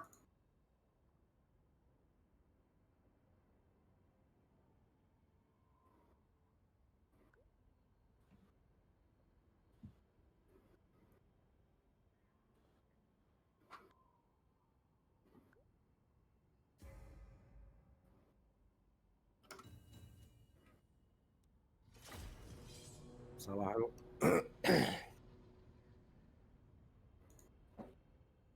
All right. Our second game for the seventh ticket for our first championship grand finals.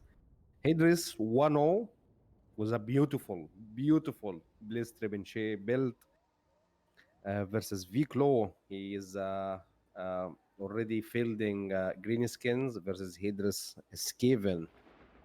That is going to be a very nice matchup here.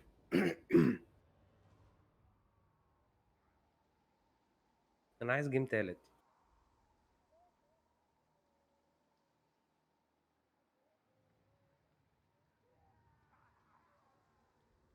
All right, we are loading up, so let them line up a little bit and we'll start reading their armies here.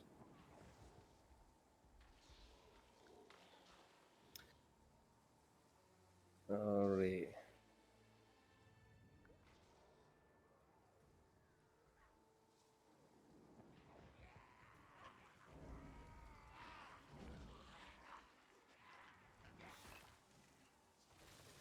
Okay, so let's check Skaven army fielded here by Hydris is front line of Skaven slave, which is the usual thing here, mixing with Skaven slaves with spears.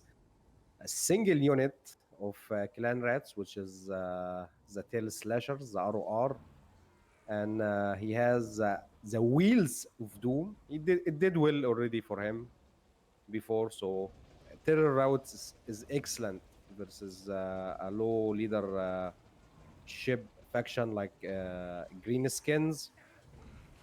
You have two mortars. Wow, it's really mortars very good versus green skins actually. You have two mortars. You have a unit of warp grinders here to support them. You have a single unit of Hellbit Abomination. For his leadership kit, he have a Plague Priest in Furnace, and I believe he will be fielding the magic for him. Yes, he will be bringing summons, both summons and Bliston Breathe. For his lord, he have Lord of Skrok, and I believe he came only for Road of Corruption and Liber Babanicus. And that's it for the Skaven. For the green skins, let's see. It's a very huge, all over the place build here. You have a front line of Savage Orc Biggins, accompanied by Squig Hertz. He's going for a frontal head charge here. You have two units, I believe 4 units of Goblin Wolf Rider Archer, 2 in each flank. Actually, he have 5. You have 5. One of them are the ROR.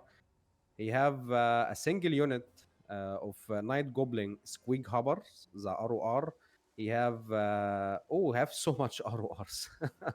You have the Moon Howlers, and the good thing about the Moon Howlers here, guys, it's they have fear, I believe. Yeah, it's a very good versus Skaven actually. And he have the Unbreakable Goblins, the Egg Beak Loonies. And for his leadership, he have Night Goblin Shaman, and I believe he will be fielding the missile attack. He have Vindictive Glare and Itchy Nuisance. And for his lord, he have a Night Goblin War Boss. And he also have a Night Goblin Big Boss. Interesting. No one picks this guy from since like Warhammer 1 Night Goblin Big Boss. Or all right, already mortar are start to fire into the wolf goblin rider archer, and Viclo actually he is dodging the shots very good here. Yeah, is he managed to a couple hits here, but for the most part he already managed to avoid most of the damage, and he's trying to buy time for his infantry line here, which is very smart of him. I believe he's taking his time. He's surrounding the Skaven from all sides here, and there is no like a sniper unit or something. And the good thing, he's approaching through the forest here, so he will be taking less damage right now, and he start to skirmish here from harass the side here. Harass the side also here. He's doing very good screening for his main line infantry for engagement here. Already a summon here, a clan rand summon, and a single unit of Skaven slaves here in the jungle trying to prevent the big wow, which is very smart here from Hydris, because if that front line hits the Skaven front line, it will be over in no time. So he's buying time for himself right now. Try to buy time for his mortar to do a little bit more damage, but actually they are firing into the Goblin Wolf Rider Archer, which actually is good for the green skins right now. Very good for the green skins right now. And yeah, he tried. Viclo tried to avoid the summons and the clan, the Skaven slaves here, not to interrupt. But again, another beautiful summon here by Hydris. Yeah, he's hindering the war very good here. That's a very nice play from him, actually. Very nice play from him. It given him a little bit of time for his mortar to do a little bit damage here. Wheels of Doom are sitting up on the flanks. and they will be going, I believe, for the squigs here. Yeah, they are going for the squig, which they already not supported by any savage orc begins right now, and is going to be nasty, man. A wall has been placed on, and the green skins are going for it, but so much damage here in this unit of savage orc begins have been done by the mortars, but still not over yet. There's still a lot of green skin unit are lurking in the shadow right now, but till now his oh my god, his goblin knight shaman are so far away. This dude need to comes here to support this engagement. Domes of Wheel are already engaged with Dirket Squigs, which is a very good actually engagement for him. Alongside the Night Goblin War Boss, they are doing very nice damage with focus fire here from the Wolf Rider Archer, and already taking so much damage here. That is very, very big here. That is very big here. If he can take down this Wheels of Doom, it will shift the balance of power heavily to his side. Already Wheels of Doom are routing and he is on it, man. He already have a lot of fast mobile units. They can hunt him down and make sure it doesn't come back. And yeah, very nice pick here early, but let's see. Already vampire, vampire. Already the Skaven took so much damage in their front line. A lot of units are penetrating the back line. There's a big opening right here for the mortars, and yeah, Skaven are swarmed from all direction. But some of the infantry unit already for the Green Skin took so much damage here. They took so much damage. Also, the Squig Hoppers took so much damage, and still there is a big, huge Hellbit Abomination to kill alongside the Plague Priest. So it's not over yet for the Skaven, even though the early pick here for Wheels of Doom is still not over yet for the Skaven. Their mortars is still shooting till now. A lot of green skins unit have been routed, took so much damage. And I don't know, man. Does he have enough to kill this Hellbit? He need to focus all his missiles right now on the Hellbit.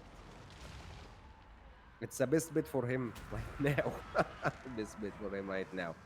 But Viclo, he's a scrapper, man. He's a scrapper. I believe this is a vindictive glare are coming in from the Night Goblin Shaman here.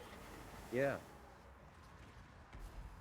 Skaven are trying to form a Death Star right here alongside the Plague Priest and Lord of Scrope, which will be good for him right now with Rod of Corruption, will be draining all this Green Skins infantry.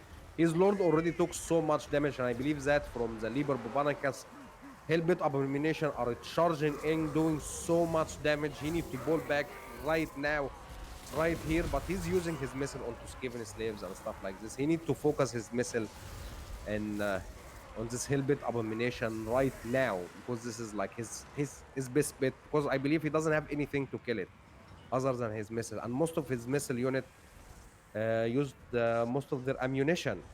Yeah, yeah, the balance of power are shifting heavily for the Skaven right now. Mortar still active, still shooting, still doing so much damage, and Hellbit Abomination is still healthy. Plague Priest still healthy. Lord of Scrock still super healthy right now. A Vindictive Glare didn't do that much damage. And yeah, I believe this one are going for Skaven, man.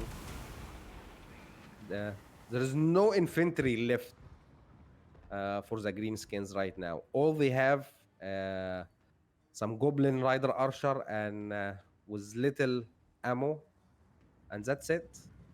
Yeah, I think this one are going for the Skaven. A very, very beautiful gameplay from both of player. A nice big early for the Dooms of Wheel, but Hellbit Abomination and a Plague Priest is too much. Yeah, it's too much. GG, Hydris, our seventh. qualifier for our grand finals.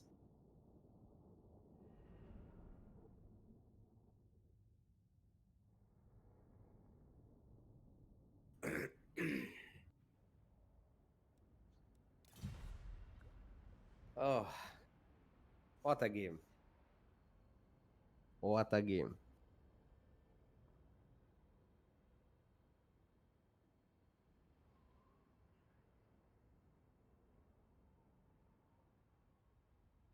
Even started. Oh, Well played, well played. Oh man, Hadris broke the curse and finally broke through the best of one rounds yes. And he to is go for into the the grand final. finals. Yes. Yes, indeed. Indeed. So, yeah, so thank you guys. Thank you everyone for watching and joining us. Thank you, Viking, for sticking with us till the finals. And thanks to the players for a couple of great games. Don't forget, next Sunday, it will be the eighth and final qualifier before the grand finals. We're still talking about maybe making it from 12 to 16 players. We will discuss it today, and hopefully it will happen. We will see how it will go, and we will get back to you guys. Thank you, Sehs, for your commentation. You were Thank you, great man. as always. Abu Mash'al Saleh, our great director and cameraman. And for the rest of you, thank you guys for watching and being with us to the end of the Thank you very games. much. All right, see you.